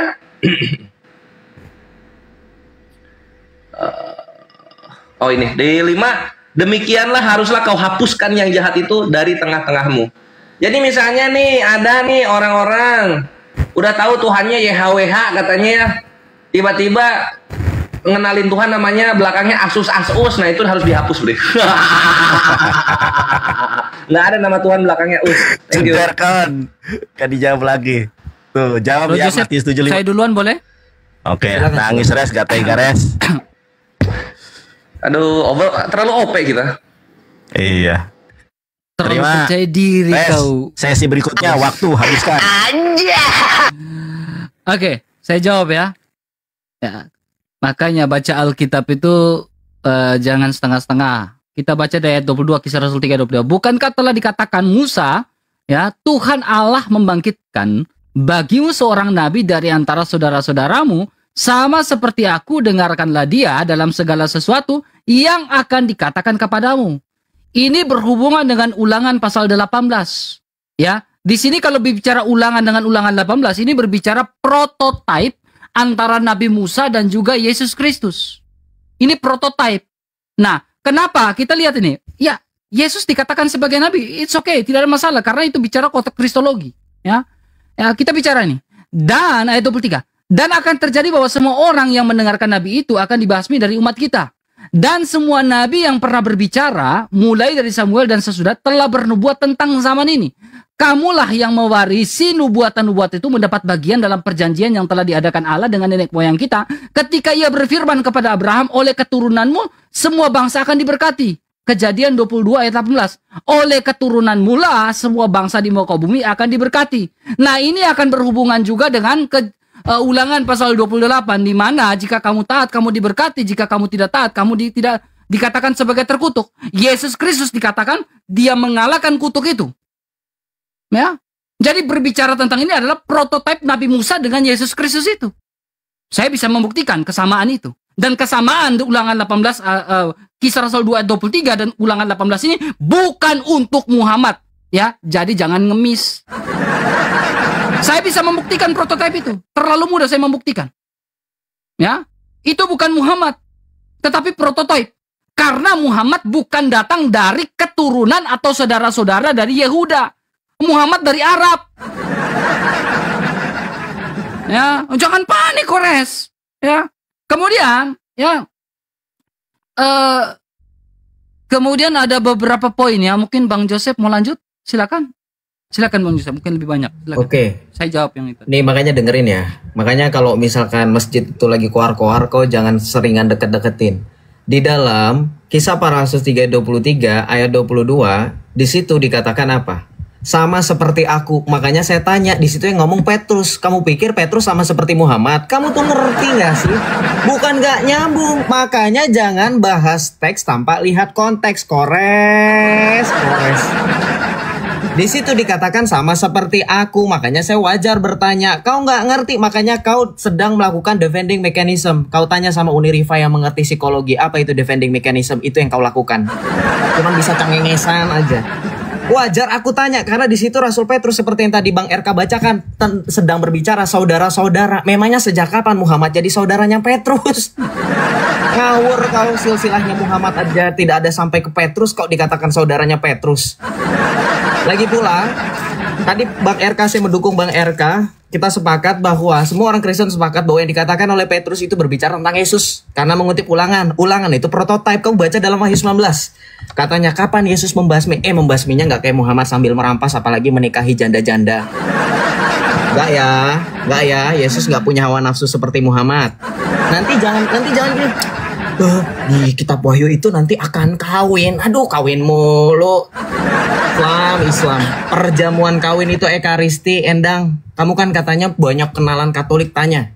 Pada saat perayaan ekaristi, pada saat Romo selesai melakukan konsekrasi hosti, nggak tahu kan, makanya bubuk kau. Cuman bengong, cuman cengir-cengir. Pada saat ekaristi Romo ngomong apa teman-teman? Yang Katolik pasti tahu. Berbahagialah saudara-saudari yang diundang ke dalam perjamuan kawin anak domba. Jadi bukan perjamuan kawin Muhammad. Bukan, perjamuan kawin itu antara Yesus dengan gerejanya. Sudah sekian lama dari perjanjian lama Allah berbicara tentang mempelai laki-laki adalah umat bangsa pilihan bangsa Israel dan Allah sebagai mempelai pria. Jadi itu perumpamaan, bukan kayak Muhammad apa-apa harus literal, sehingga ketika Allah menjadikan perkawinan dia nambah jadi 11. Oke, tadi lanjut ya. Ketika berbicara tentang kisah para rasul 2:23, siapa namanya? Saya berani bilang dialah Yesus Kristus. Kenapa? Yang dikotbahkan Petrus di ayat 18-19 dialah Yesus Kristus. Kapan Yesus membasmi Sep? Kapan Yesus membasmi RK? Kita baca. Yesus membasmi itu di dalam Wahyu 19 ayat 15. Kita baca. Dari mulutnya lah keluar sebilah pedang tajam yang akan memukul segala bangsa. Ia akan menggembalakan mereka dengan tongkat besi dan ia akan memeras anggur dalam gilingan anggur, yaitu kegeraman murka Allah yang Maha Kuasa. Dan di ayat 16 di situ dikatakan apa? Pada jubahnya dan pahanya tertulis suatu nama Raja segala raja. Dan itu ada dalam suatu hadis. Raja segala raja dalam bahasa Arab adalah Malikul Amlak. Dan kalian tahu teman-teman, FYI, nanti kalau sempat kita buka, hadis sahih mengatakan Muhammad meriwayatkan bersabda bahwa Allah membenci seorang pemuda yang datang di hari kiamat yang bernama Malikul Amlak, raja di raja. Dan itulah yang dibenci oleh Muhammad dan Allah, dialah Yesus Kristus. Kenapa? Karena Yesuslah yang akan menggantikan peran Allah dalam Al-Baqarah ayat 210. Dikatakan hal yang zuruna illa ayatiyahumullahu. Tidak ada yang mereka tunggu-tunggu kecuali kedatangan Allah pada hari kiamat. Siapa yang datang? Matius 24 ayat 29-31. Dalam 1 Tesalonika 4 yang Rasul Paulus katakan bahwa orang-orang hidup. Kenapa di situ dikatakan orang-orang hidup? Kamu harus percaya di dalam kekristenan tidak ada kehidupan, tidak ada kematian. Ini yang tadinya mau saya bahas dengan Nandar, tapi Nandar gak berani. Kristen hanya mengenal kehidupan kekal. Yohanes 11 ayat 25 Yesus mengatakan akulah kebangkitan dan hidup. Ya, siapa percaya kepadaku ia tetap hidup meskipun ia sudah mati. Di kekristenan kita mengenal kehidupan. Dalam kredo kami kita percaya akan kehidupan kekal setelah kematian. Tidak ada kematian selama-lamanya. Yang mengalami kematian adalah Markus 16 dikatakan oleh Tuhan Yesus, siapa yang tidak percaya mereka mati dan binasa dalam dosa-dosa. Kemudian yang berikutnya kembali kepada Paulus. Paulus mengajarkan hal-hal yang sama seperti Petrus. Dalam 2 Petrus 3 ayat 15 Rasul Petrus mengatakan seperti ini. Ini pengakuan Petrus kepada Paulus. Anggaplah kesabaran Tuhan kita sebagai kesempatan bagimu untuk beroleh keselamatan seperti yang telah dituliskan kepada kamu oleh Paulus saudara kita yang terkasih sesuai dengan hikmat yang dikaruniakan kepadanya. Hal itu dilakukannya dalam semua suratnya. Apabila ia berbicara dengan hal-hal ini dalam surat-suratnya itu, perhatikan ini nubuatan tentang Islam, ada hal-hal yang sukar dipahami sehingga orang-orang yang tidak memahaminya dan lemah imannya memutarbalikannya menjadi kebinasaan mereka sendiri. Sama seperti yang juga mereka lakukan dengan tulisan-tulisan lain. Pertanyaan saya, tadi kan kamu katanya mengatakan Khadijah itu sebagai Islam pertama. Sekarang saya tanya, kalau Khadijah Islam pertama, ada nggak hadis sahihnya Khadijah itu baca syahadat? Hadis yang kamu riwayatkan, iya silakan kamu bongkar lagi. Hadis itu silakan tampilkan lagi. Itu diriwayatkan oleh siapa perawinya? Kemudian di tahun berapa itu disahihkan? Ya, betul. Saya tanya ya. Bagus. Islam itu rukun Islam apa? Pertama syahadat. Ya. Kedua sholat. Ketiga zakat, keempat puasa, kelima naik haji. Pertanyaan saya, Islam tanpa rukun Islam bisakah dikatakan Islam? Silakan dijawab. Ketika Khadijah dikatakan Islam pertama, kapan Khadijah melaksanakan syahadat? Jawab itu. Kapan Khadijah melaksanakan sholat, puasa, zakat, dan pergi haji? Silakan dijawab. Nandar, legalitas yang saya bawakan sama seperti habis waktunya, ini. bobok lagi. Habis Tolong waktunya. dijawab. Legalitasnya. Habis. Nggak terima.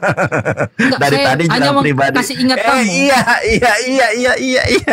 Jangan ini blunder nanti. Kores, habisin 5 menit. 5 menit habisin, Res. Ya, jadi Yosef sama RK ya, ini pelajaran buat kalian gitu. Jangan memulai kalau misalnya nggak mau kena counter yang menyakitkan, kan gitu ya. Yosef mau kemana Yosef? Sini Yosef kok kabur-kaburan. Nah, contoh misalnya soal kalian tadi bahas apa soalnya kawin kayak gitu kan. Udah tahu kita akan bawa kemana, perkawinan anak domba tentunya kan. Terus kalian mencoba untuk mengonter lebih duluan, tetap nggak mempan, Bre. Kenapa? Karena lo mulai.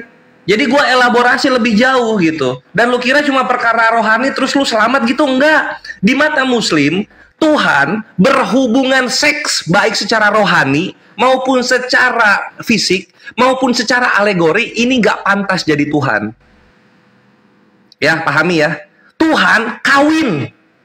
Misalnya ada kata doggy style rohani atau doggy style alegori, tetap nggak pantas buat Tuhan. Kena Tuhan lu kemana-mana. Di mana moralitas Tuhan kalau dia kawin sama ciptaannya?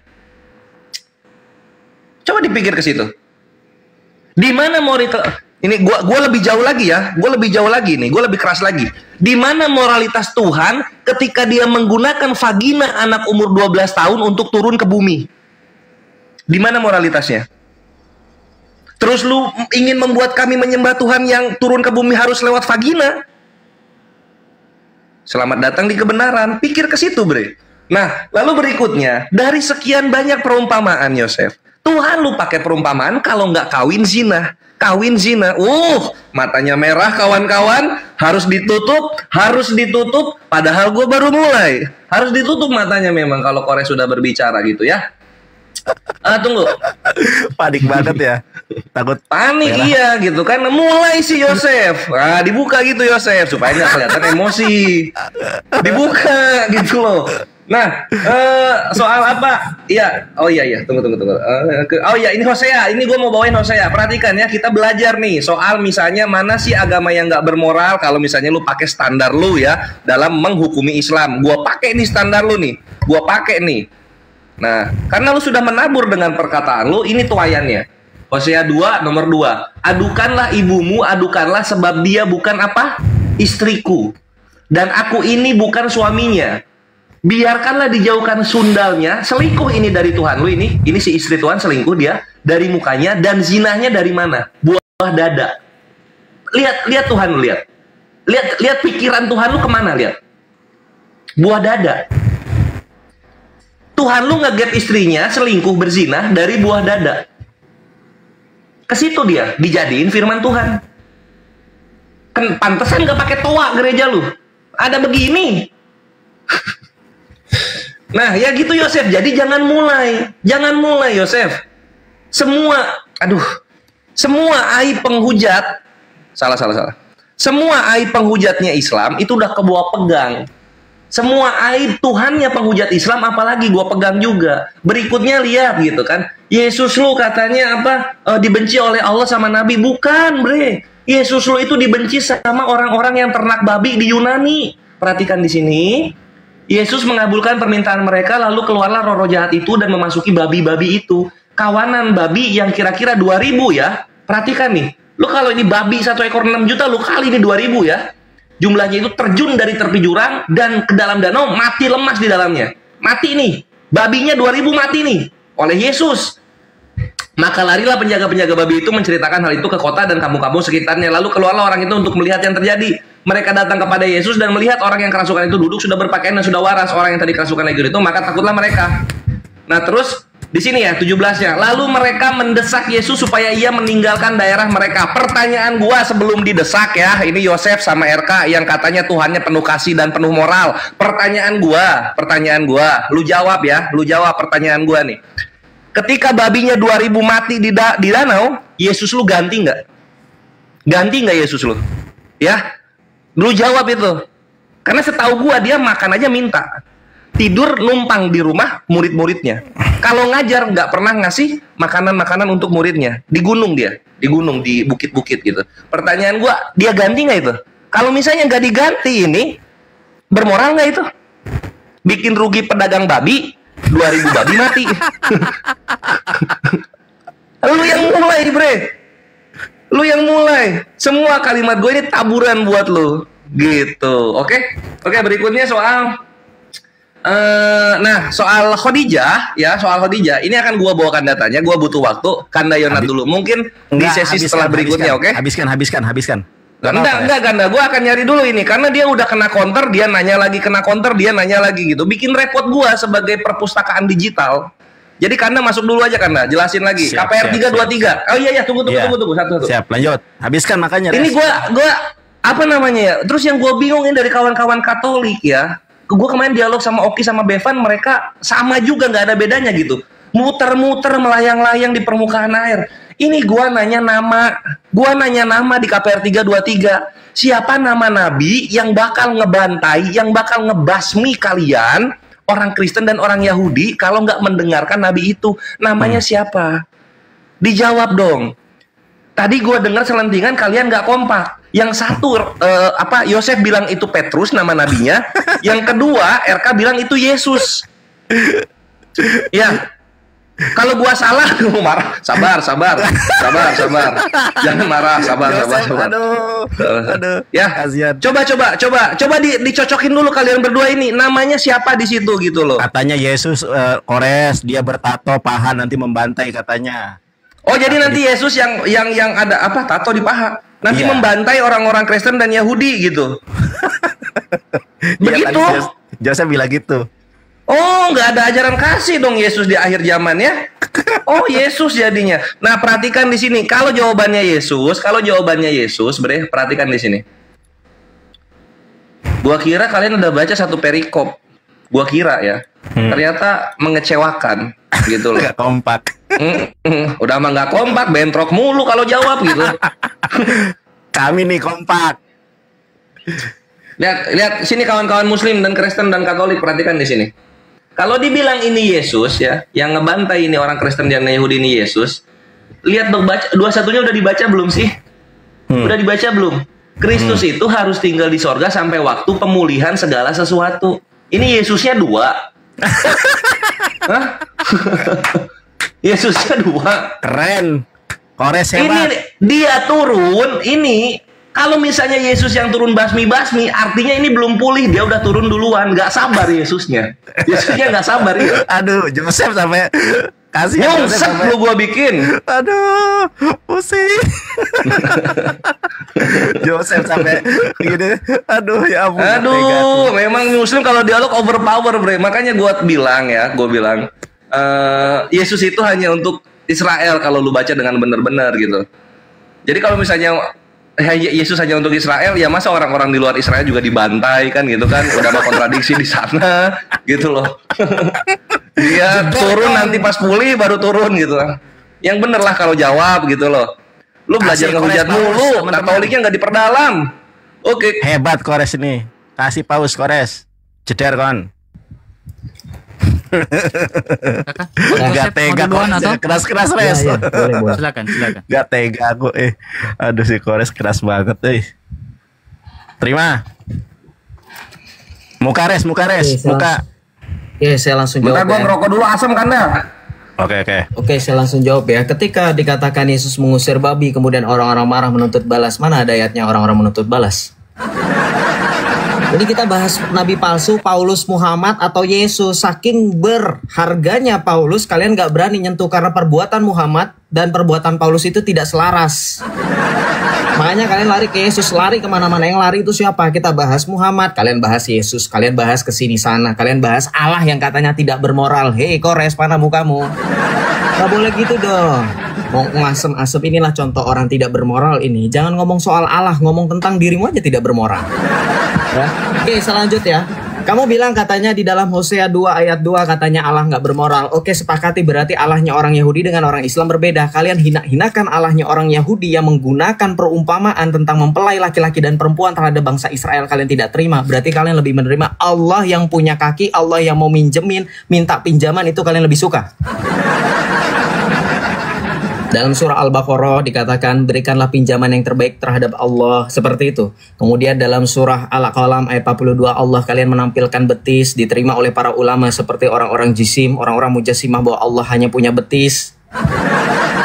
Jadi kalian terima bahwa apa yang diwahyukan oleh Muhammad itu lebih benar. Makanya konsisten. Kalian bilang katanya 2 kompak, ya kompak koplak ya emang. Koplaknya kenapa? Yang satu bilang Yahudi itu sepakat dengan kami, nunjukin ya Ibu Liza, ibu ini katanya ini orang Yahudi. Yang satu bilang orang Yahudi Tuhannya tidak bermoral. Gores, tampilkan mukamu. Saya mau lihat mukamu. Ini ada tadi orang MUI lewat bilang astagfirullah, itu salah satu kawan saya. Saya sudah nyuruh mereka untuk nonton debat saya. Kebetulan dia nonton pas kamu bilang katanya wanita umur 12 tahun dipakai vagina. Kau tahu nggak itu bagaikan menampar dua sisi pipi. Islam pun menggunakan Siti Maryam, kau tahu. Koplak, kau blunder.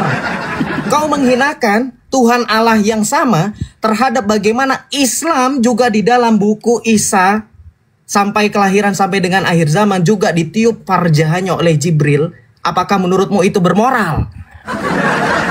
Standar ganda ini Islam. Kembalikan lagi jawaban saya, pertanyaan atas jawaban saya, tidak ditemukan jawaban atas pertanyaan saya. Pertanyaan saya, jangan ketawa-tawa, jangan cengar-cengir 8 menit cuma nyiping, mending saya dengerin masjid sekali lagi.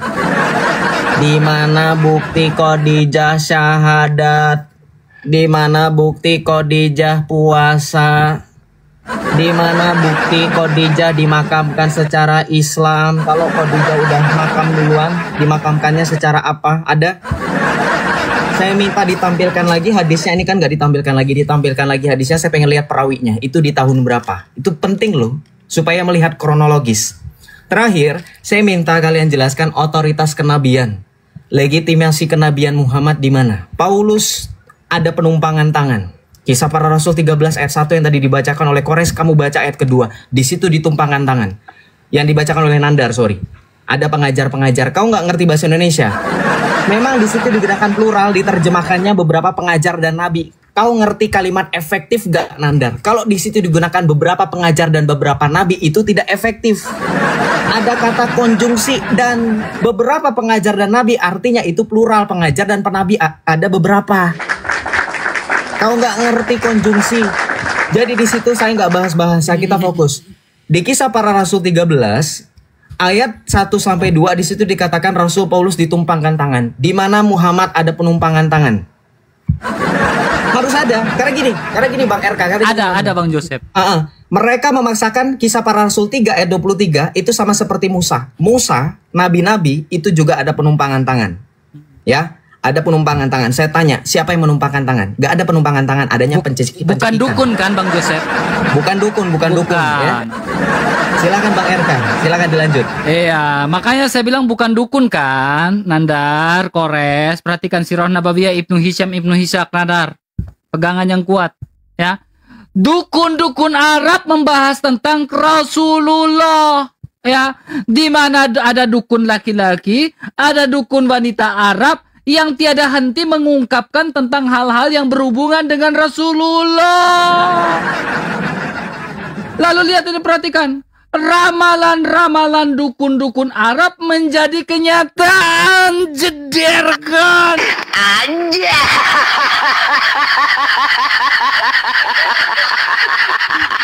Nabi lo diramal sama dukun Arab kan, Nandar? Aduh, Nandar. Kores, kamu dua tuh. Bukan over up gitu kan. Over on. Yang satu botaknya mengkilap karena apa? Keringat dingin. Yang satunya udah nggak berani tunjuk muka. Kenapa? On, malu. Nih. Kita lagi bahas bukan Yesus. Muhammad dan Paulus kita bahas nih. Ramalan-ramalan dukun Arab menjadi kenyataan. Membahas tentang apa? Kenabian Rasulullah. Aja. Kemudian kedua, Nandar, pegangan yang kedua. Ini buku lagi nih. Jadi salahkan aja buku ini, jangan salahkan saya. Nabi Muhammad menurut Zoroaster. Nah. Aja.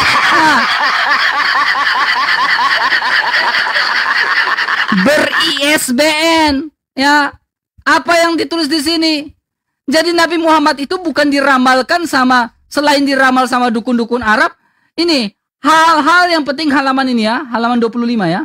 Hal-hal yang penting dari ramalan tersebut adalah teks-teks Zoroaster yang disusun oleh Zarathustra adalah ramalan tentang munculnya tokoh besar yang membawa unta merah dari tanah Arab. Jeder, siapakah dia? Tidak diragukan lagi, itu adalah Nabi Muhammad. Aja.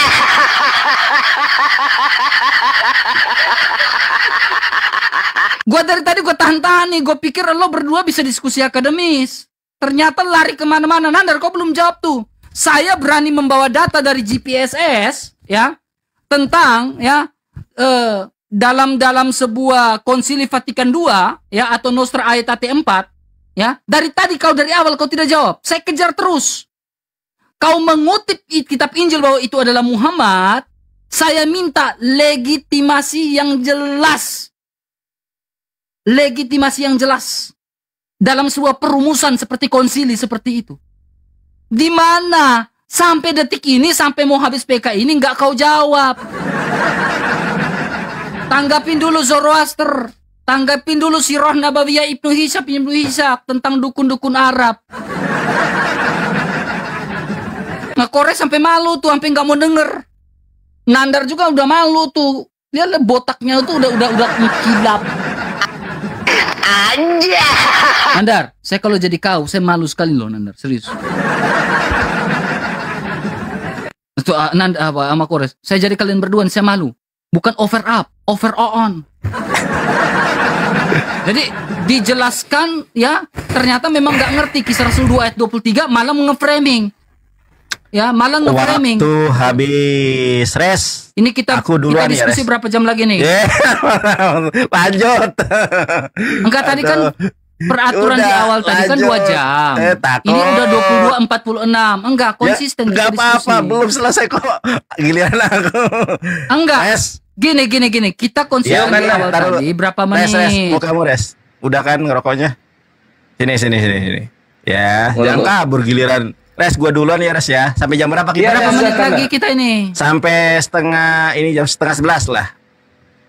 Oke. Setengah 11. Iya. Lama sekali lah Nanda. Berani ini udah 2 jam loh kita diskusi. Udah nggak kuat ya, udah nggak kuat kan? Enggak, bukan nggak kuat.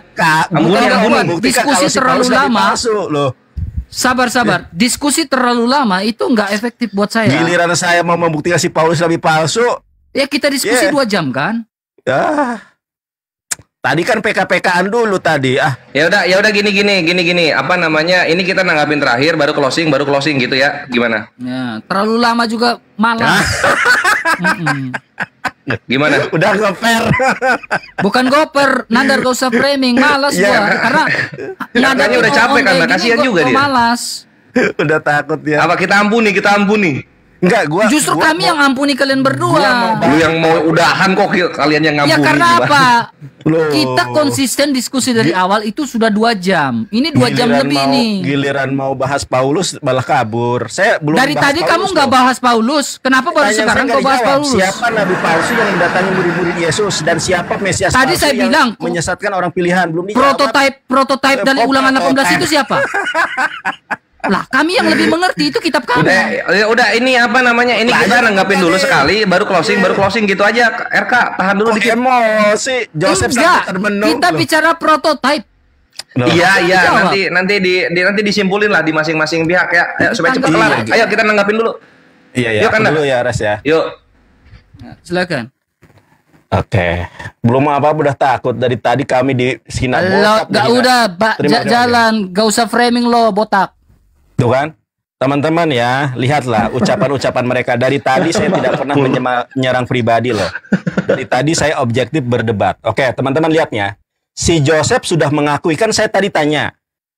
Di dalam Matius 7:15, Yesus menubuatkan akan ada nabi palsu, rasul palsu yang nyamar seperti domba yang datang kepada murid-murid Yesus. Saya membuktikan kalau itu adalah Paulus di dalam KPR 13 nomor 1. Yosef mengatakan kalau itu adalah Paulus nabi dan pengajar. Jederkon. Terima kasih kau sudah mengakui kalau itu si Paulus, dan hanya si Pauluslah satu-satunya nabi dan rasul palsu yang nyamar jadi domba, yaitu manifestasi dari pengikut Yesus. Jederkon, yang pura-pura jadi pengikut Yesus. Saya buktikan nih. Kita lihat ya teman-teman ya, itu adalah Paulus.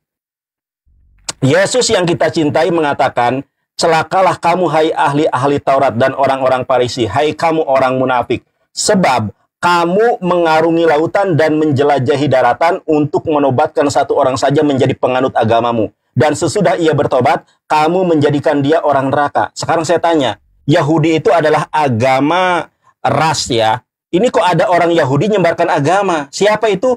Dan ciri-ciri dari nabi, dari orang-orang Farisi ini, adalah dia mengarungi lautan, menjelajahi daratan untuk menobatkan satu orang saja untuk menjadi penganut agamamu.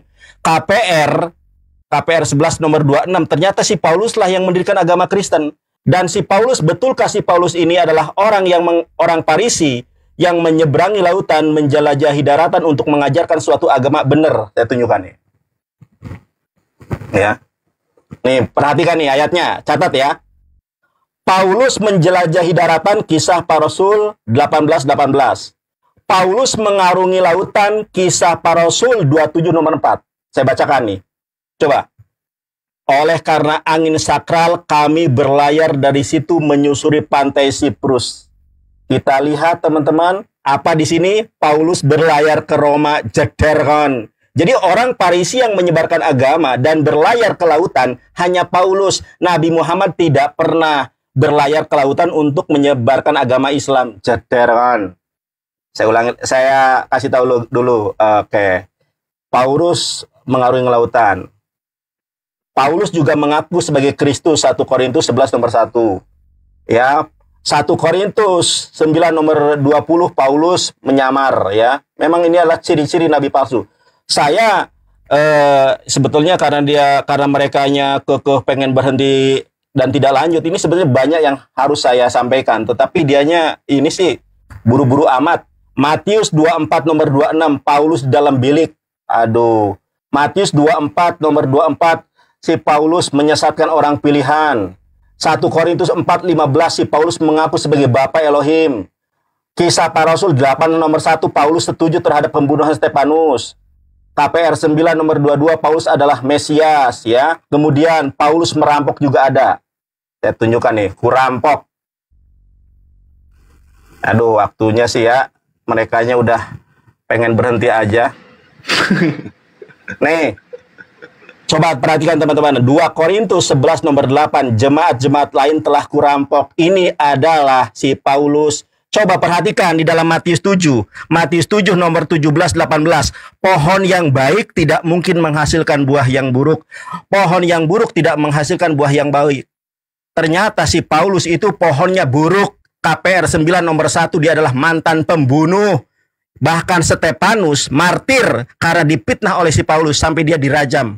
Lanjut res. Nanti waktunya habis sama aku aja. Iya, apa yang dikatakan Kanda itu kematian-kematian dari Yesus, Paulus dan murid-murid Yesus itu apa ya? Secara nggak langsung dalam topik nabi palsu ini menggenapi ulangan 13 secara nggak langsung ya. Karena di ulangan 13 dikatakan, jikalau ada seorang yang muncul, seorang nabi atau seorang pemimpi gitu kan, lalu kemudian dia memperkenalkan Allah lain gitu, ya kita udah tahu lah Yahudi itu kan Yod-Veh-Vaveh ya, YHWH gitu. Kenapa tiba-tiba namanya jadi Yunani, ini Allahnya gitu loh. Nah itu membuat apa? Orang-orang itu harus dihukum mati gitu katanya. Nah ini nih 13:9, bunuhlah dia. Pertama-tama tanganmu sendirilah yang bergerak untuk membunuh dia, kemudian seluruh rakyat gitu. Nah Nabi kami Muhammad SAW itu nggak mati oleh rakyat. Nabi kami nggak mati oleh rakyat. Tapi Yesus, Paulus, murid-murid Yesus, kenapa semuanya mati sama rakyat? Kan di ulangan 13 sudah dibilang, bunuhlah dia, pertama-tama tanganmu sendirilah yang bergerak untuk membunuh dia, kemudian seluruh rakyat. Inilah yang gua bilang ya kawan-kawan. Nabi Musa menjadi nabi di Israel, satu Israel Yahudi. Nabi Muhammad SAW menjadi nabi di Arab, satu Arab Islam. Tapi ketika Yesus turun ke Israel, yang Kristen itu Italia. Gitu loh. Masuk nggak sih logikanya? Kalau memang kebenaran ada dalam Yesus gitu, kenapa yang Kristen Italia? Francesco Totti, Batistuta gitu. Asus namanya. Gitu. Lalu berikutnya soal tunggu. Tadi Yosef bertanya, apakah lu suka dengan Tuhan yang meminjamkan pinjaman gitu kan, sesuai di Al-Hadid ayat 7 kalau nggak salah. Allah berkata akan menggantikan pinjaman yang diberikan kepada agamanya, Yosef. Sedangkan Yesus lu, babi itu diganti nggak? 2000 diganti nggak? 1000 kali gue akan memilih Allah. Gue mati, hidup lagi, Allah lagi gue. Mati lagi gue, hidup lagi, Allah lagi gue. Allah terus gue. 1000 kali, 100.000 kali. Nggak akan pernah gue milih Yesus sebagai Tuhan. Karena salah satu contoh yang gue bawakan, dia bikin mati 2000 babi, peternak babi. Diganti nggak? Bukan perkara ada nggak tertulis menuntut balas. Enggak, gue bertanya, ketika ini Yesus bikin rugi peternak babi, itu diganti nggak? Nggak bisa lu bayar itu babi pakai pelukan. Aku mengasihimu, nggak bisa bre. Lu ganti itu pakai duit. Itu orang makan itu. Sekeras-kerasnya kita kepada kafir penghujat, nggak pernah kita merusak tataan makanannya atau mata pencahariannya, enggak. Sedangkan Yesus lu, babinya mati, masuk danau 2000, diganti, nggak tahu, kan gitu. Itu berikutnya. Lalu kemudian soal pinjam meminjam juga. Di Yesaya 7:21, my brethren, ini bapaknya Yesus yang Tuhan juga pinjam pisau cukur. Pisau cukurnya Raja Asyur. Udah dibalikin belum?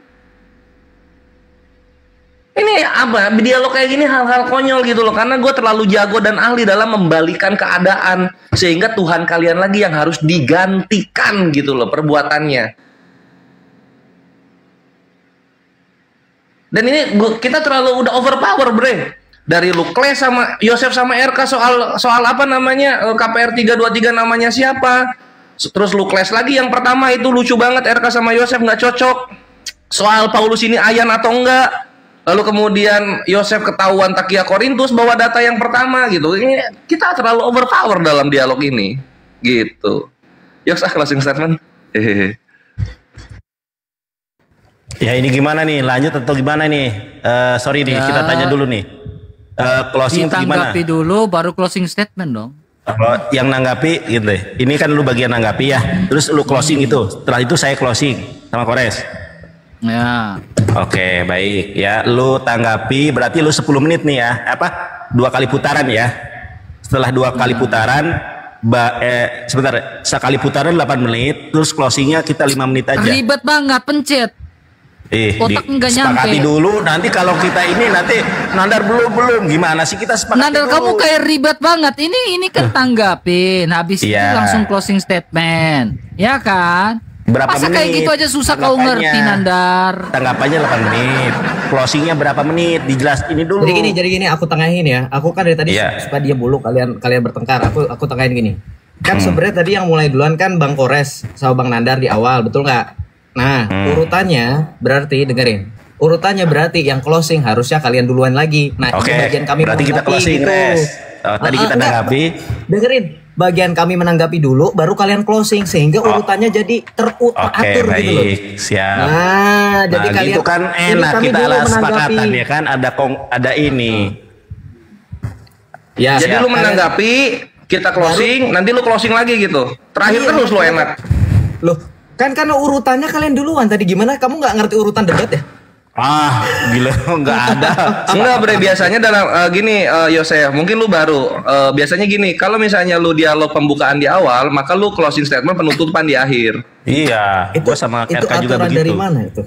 Gua sama RK. Tanya yang lain, tanya Kristen yang lain, emang kayak gitu. Dan biasanya kalau misalnya lu pengen closing, kalau misalnya kayak gini posisinya, lu habis, tadi bener yang dibilangin Kanda Yonat, habis lu nanggapin, lu langsung closing, nanti kita closing gitu. Iya. Kalau gitu nggak apa-apa. Jadi 8 menit langsung saya gitu pakai 8 menit saya pakai tanggepin, 8 menit langsung lagi begitu selesai itu closing. Iya, gitu. Jadi 8 menit ini lu nanggapin berdua, 8 menit lu closing berdua. Habis itu 8 menit kita closing. Nah, begitu biasanya. Nangkap ya. Kenapa kok jadi gini? Gak ada kayak gitu, gak ada kayak gitu. Astagfirullah, gak ada kayak gitu, bre. Lu dialog baru berapa kali dalam umur lu? Lo gimana sih lo itu yang aja. RK lu sudah sering dialog, coba ngomong dong. Coba bener apa enggak RK? Nanti kalau gua ngomong lo keberatan semua. Gimana? Enggak, lu ngomong. regulasinya begitu atau tidak? Ini si Yosef Jujur jawab. sok tahu soalnya. Coba. Jujur Saya jawab. ikutin kalian bertiga gimana aja. Malah jadi nggak, dia jadi pendiam dia. Ayo ngomong cepat, lu maunya gimana closingnya? Berantem gua sama lo. Berantem. Serius anjir. Serius, yang bener. Iya. Yang Gimana? selama Gue ini ikut aja, terserah. Ya udah. Ya, gitu ya. astagfirullah. Ayo dong RK, lu ditanya pendapatnya cepetan. biasa, ya udah, Kan lu gitu pengen aja. beres cepet, katanya pengen beres duluan. Opening yang Malah aja, closing nggak apa-apa ya terakhir. sudah kita.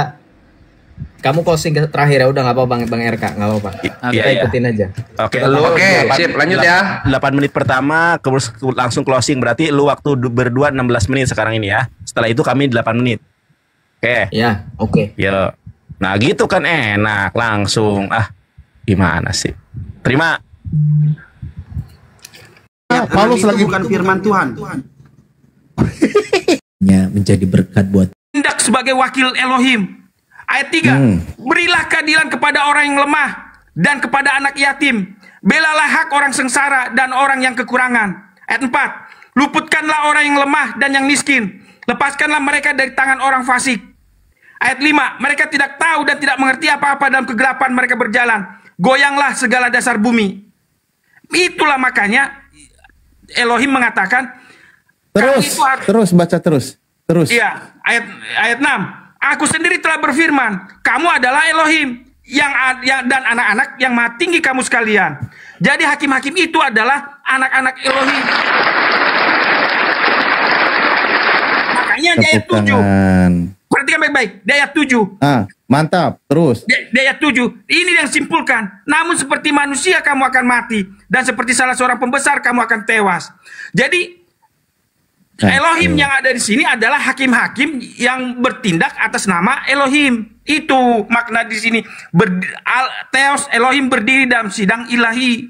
Itu maknanya. Mereka yang disebut sebagai Elohim atau anak Elohim itu Elohim sesungguhnya atau bukan? Yang bisa mati itu Elohim sesungguhnya atau bukan? Bukan kan? Ya, Manusia. Ketika Yesus dikatakan anak Elohim, berarti dia itu maksudnya wakil Tuhan di muka bumi yang menegakkan hukum Tuhan agar ditegakkan di tengah manusia. Betul? Itu saya kurang sepakat. Saya jawab. Lah, Anda sendiri yang baca dalilnya dari tadi. Aduh. Sabar. Kan anak Elohim itu bukan hanya Yesus, bahkan ada juga yang Elohim. Selain ada anak Elohim, ini kan sebelum penciptaan manusia juga nanti kan. Sebelum adanya anak Elohim, ada juga yang mendapat gelar Elohim. Iya. Malaikat pun disebut sebagai Elohim atau anak Elohim. Saya ngerti maksud kamu kemana. Saya ngerti Jelas. maksud kamu kemana. Karena Syukurlah kalau ngerti. Sebentar. Karena yang kamu maksudkan ke sini. Karena dalam Yohanes 10 Yesus 34. mengutip Mazmur 82. Itu maksud Yes. kamu kan? Yohanes 10:34. Dengarkan dulu. Jangan dulu dipotong. Jadi nanti pecah konsentrasi saya. Karena saya udah ngerti ke arah pembicaraan kamu. Nah, sekarang perhatikan baik-baik. Nah, dalam Yohanes 10 ayat 34, kata Yesus kepada mereka, Bener. dengarkan dulu, jangan dulu bilang benar. Tidakkah ada tertulis dalam kitab Taurat kamu, aku telah berfirman kamu adalah Elohim? Ya, dengarkan, tunggu dulu. Ya. Nah, jikalau, di sini kata kuncinya di ayat 35. Di ayat 35. Dengarkan baik-baik. Betul. Aduh. Saya dengarkan.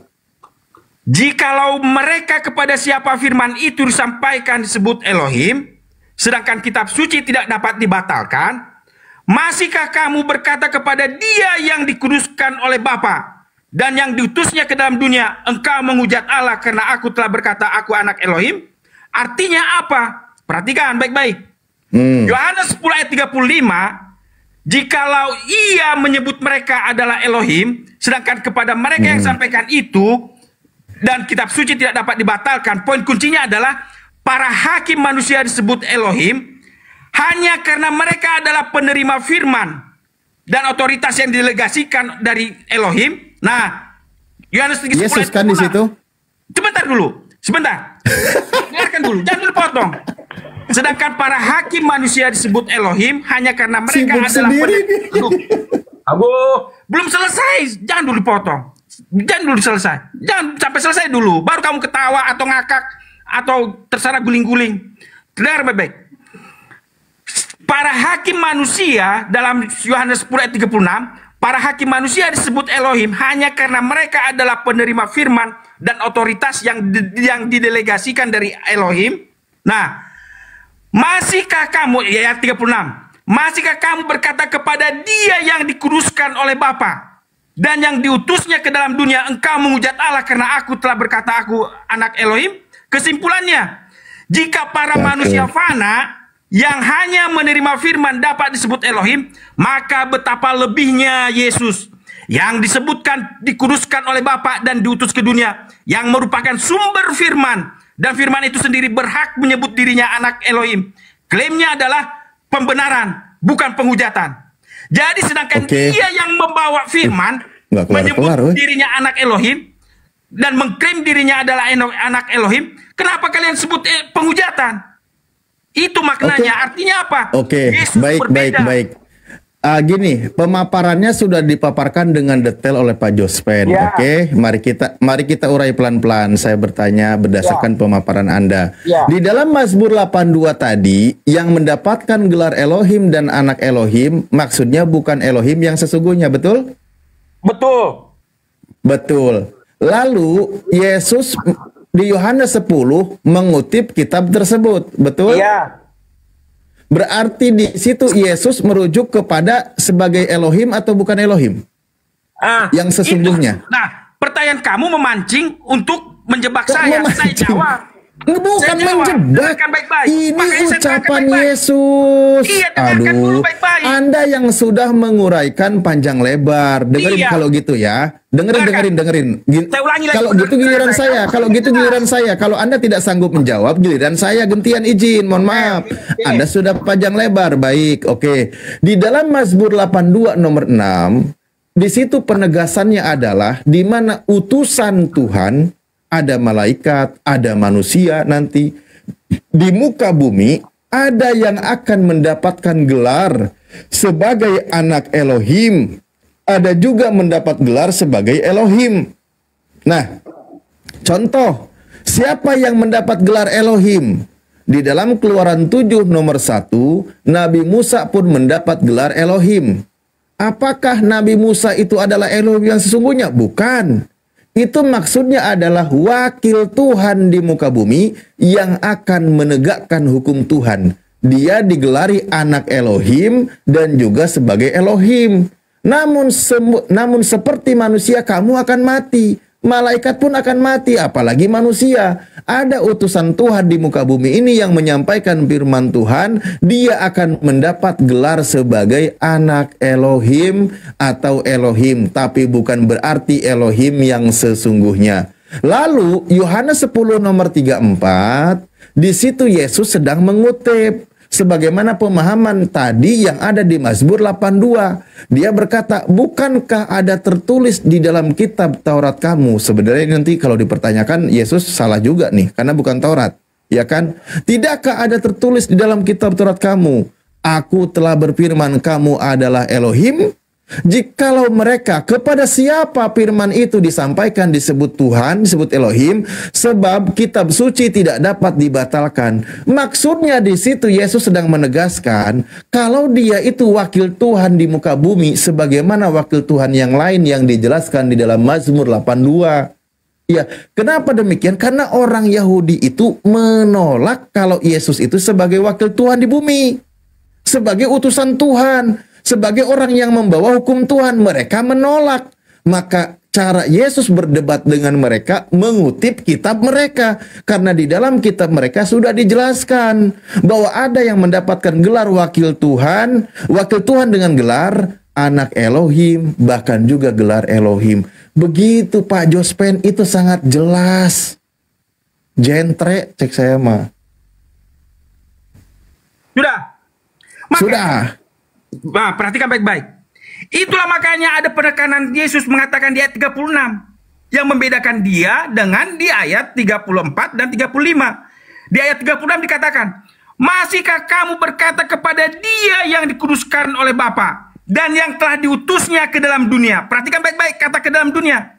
Sedangkan Elohim yang ada di ayat 34 dan 35 bukanlah diutus ke dalam dunia, tetapi mereka ada di dalam dunia. Yesus itu datang dari surga, dari atas. Buka di Mazmurnya, buka di Mazmurnya, dia itu akan diutus ke dunia. Gimana sih? Dengarkan dulu.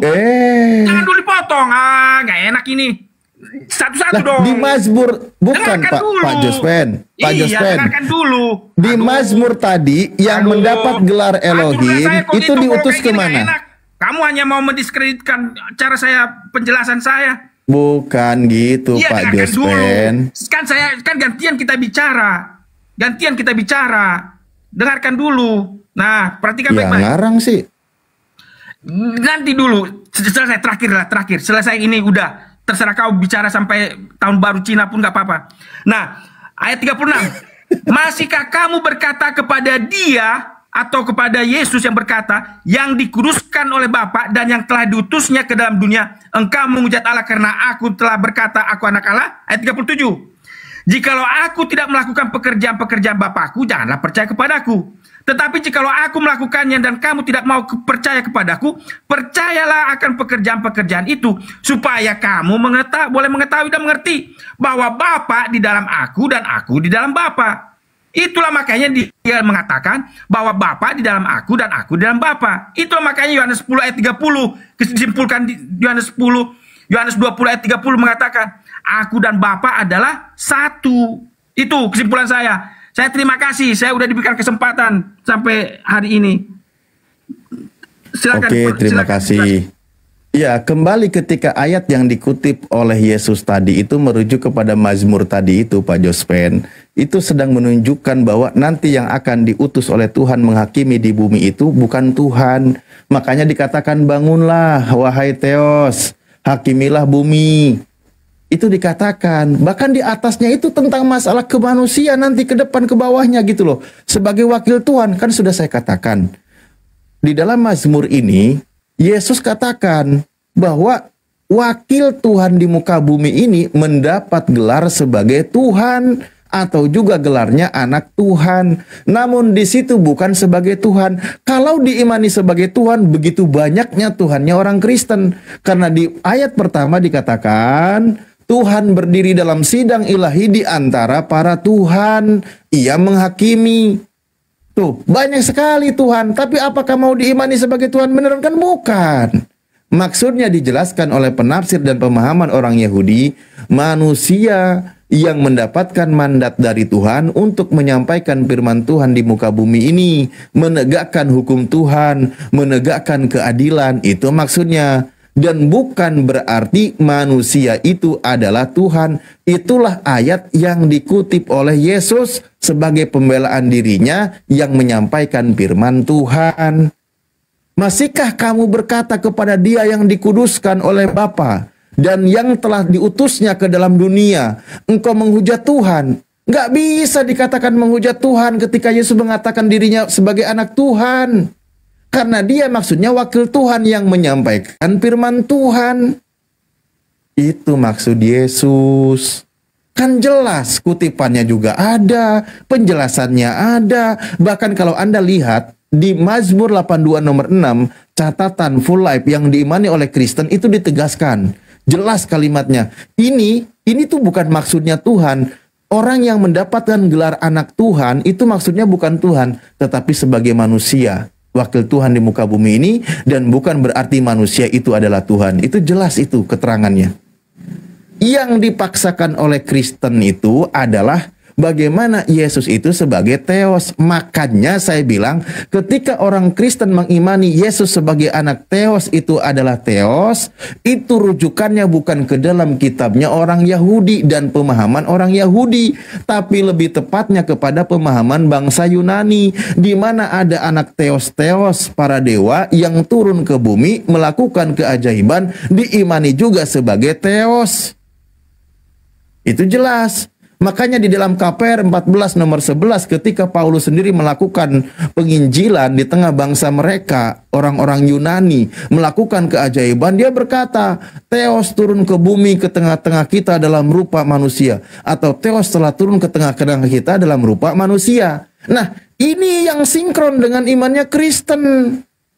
Ketika Yesus terlahir di muka bumi ini, maka diimani oleh Anda Yohanes 1 nomor 14, firman itu telah menjadi manusia dan diam di antara kita, di mana firman itu diimani sebagai Theos.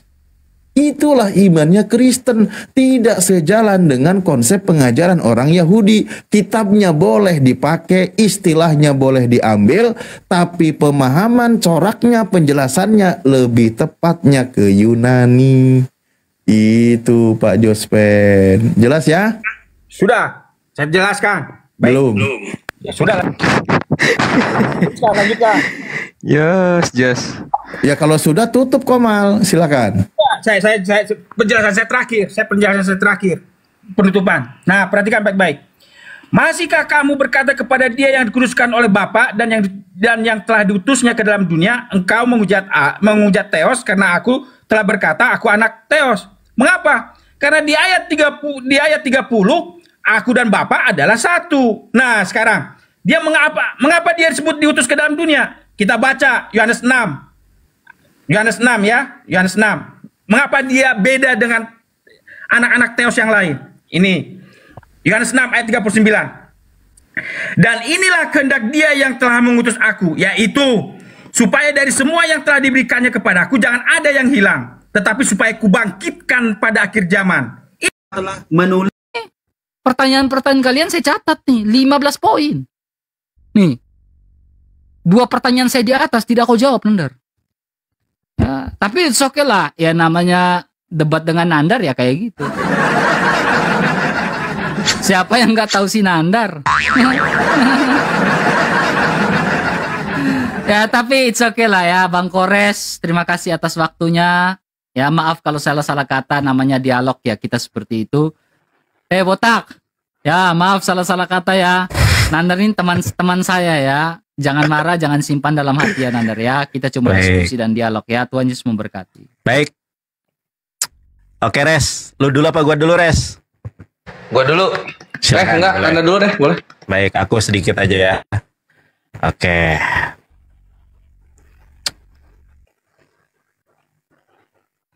Salah itu. Jangan diterima. Wah, gua dikeroyok. Dibatalkan. Nandar udah mau jadi Kristen, makanya dia tinggalin lo sendiri, Kores. Keren. Baptis di Maldives aja.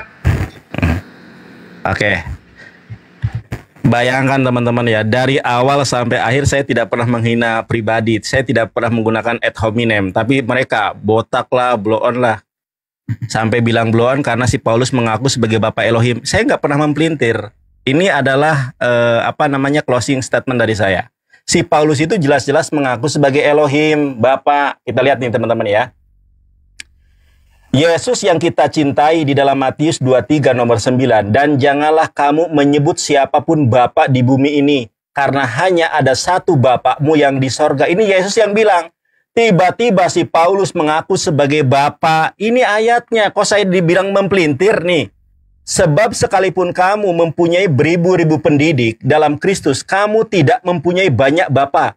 Karena akulah yang dalam Kristus Yesus telah menjadi siapa? Bapakmu. Ternyata Tritunggal Maha Kudus itu adalah Yesus, Paulus, dan Bapa. Jedar kan. Ini loh datanya. Aku dalam Kristus menjadi Bapakmu. Sementara Yesus mengatakan, jangan menyebut siapapun Bapa di bumi.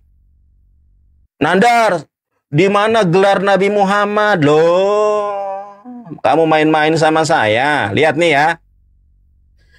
Gelar Nabi Muhammad itu adalah Al-Amin. Di muka bumi secara historikal tidak ada orang yang mempunyai gelar Al-Amin. Coba kalian cari siapa di muka bumi yang digelari Al-Amin. Gelar Al-Amin itu hanya dimiliki oleh Nabi Muhammad Sallallahu Alaihi Wasallam. Oke, saya tunjukkan datanya. Makanya belajar baca Ibrani, belajar baca Yunani. Oke, saya tunjukkan ya. Ini closing ya guys ya. Wahyu 3 nomor 14. Kalian sih dibodohi terjemahan terus. Lihat nih, closing nih ya. Ini gelar Nabi Muhammad dalam kitab Wahyu. Dan tuliskanlah kepada malaikat jemaat di Laodikia, inilah perkataan, inilah firman dari Amin, saksi yang setia dan benar, permulaan dari ciptaan Allah. Apa nih? Apa arti Al-Amin itu? Arti Al-Amin itu yang terpercaya, yang dapat dipercaya. Saya bacakan di dalam bahasa Yunaninya. Kaito angelo tes eklesias laodikion grapson tadelegai ho amen. Jeder kon. Ini gelar Nabi Muhammad adalah Al-Amin. Kena deh. Oke. Kemudian teman-teman perhatikan. Di dalam Matius 24 ayat 24, Mesias palsu itu akan menyesatkan orang pilihan juga. Ternyata si Joseph mengakui bahwa Petrus tumpang tangan di atasnya Paulus. Berarti benar kata Yesus, mereka akan menyesatkan orang pilihan juga. Makanya baca Matius 7 nomor 15. Karakteristik dari nabi-nabi palsu akan mengajarkan sesuatu yang tidak diajarkan oleh Yesus. Baca perikop Matius 7:15 tentang nabi-nabi palsu, buah pengajarannya apa? Menuhankan Yesus. Coba baca ayat 21-nya. Ya, banyak pada hari terakhir yang memanggil aku Tuhan, Tuhan, bukankah kami bernubuat demi namamu, mengajar demi memujiat demi namamu, dan mengusir setan demi namamu? Apa kata Yesus? Enyahlah daripadaku, hai kalian pembuat kejahatan. Jadi orang yang menuhankan, orang yang bermukjizat, dan orang yang mengusir setan atas nama Yesus itu adalah orang yang sangat jahat. Ya, makanya akan diusir. Orang Islam tidak pernah bermukjizat atas nama Yesus. Orang Islam tidak pernah mengusir atas nama Yesus. Orang Islam mengusirnya atas nama Allah. Kemudian tentang Khadijah bersahadat, kan jelas. Khadijah itu adalah orang yang kemudian orang yang pertama masuk Islam. Syariat di dalam Islam itu bertahap.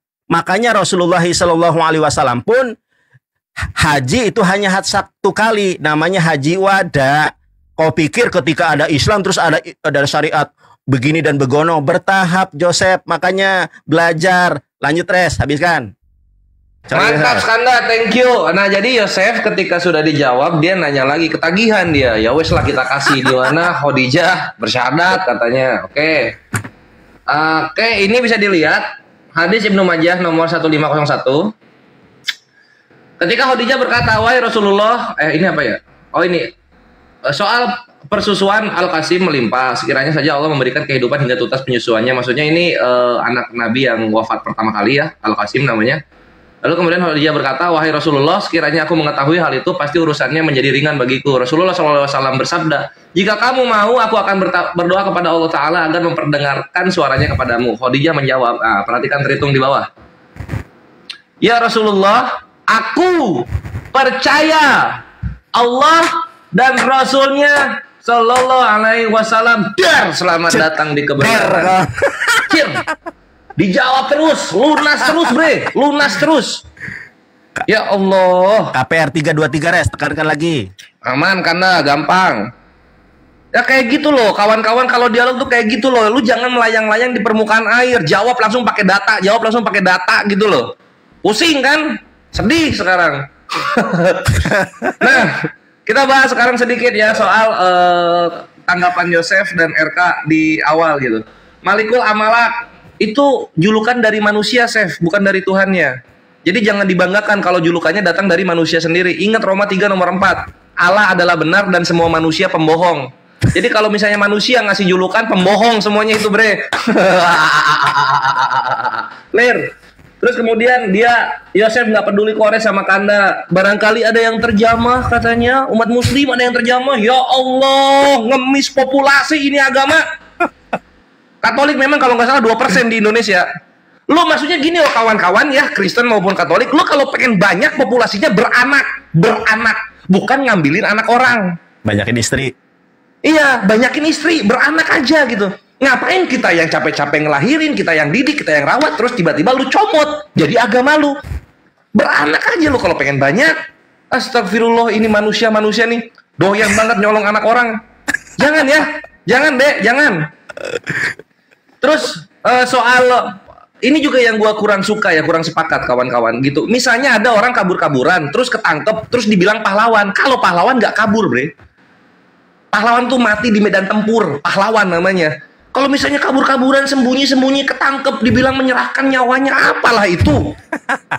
Nggak gitu konsep pahlawan, nggak gitu. Itu nggak keren, serius loh. Nggak cool, nggak manly, nggak maskulin. Tolong dipahami ya. Jadi jangan jualan soal kekerenan dan maskulinitas ketika lu kabur, ketahuan, terus ketangkap, terus dibilang menyerahkan nyawa. Jangan ngomong kayak gitu depan gua, bre. 1 menit KPR. Oke.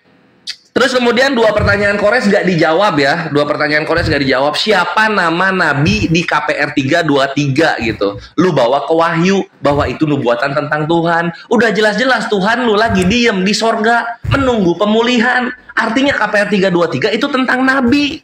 Bukan tentang Tuhan. Bukan tentang Tuhan. Tuhan lu lagi di sorga nongkrong.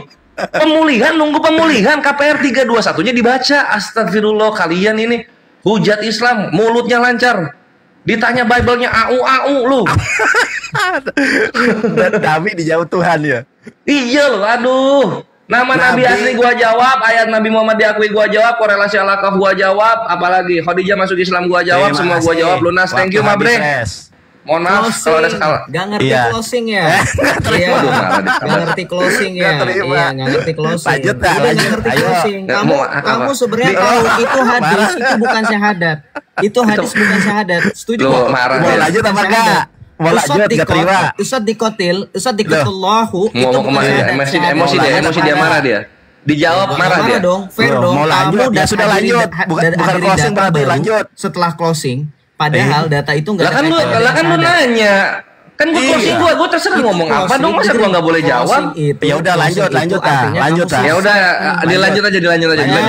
Nggak mau, emosi itu sengaja biar kita lanjut. Emosi dia. Karena gini Bang RK, marah. Gimana mereka itu ngincar lanjut nggak mau. Manas-manasin. Ayo kasih paus.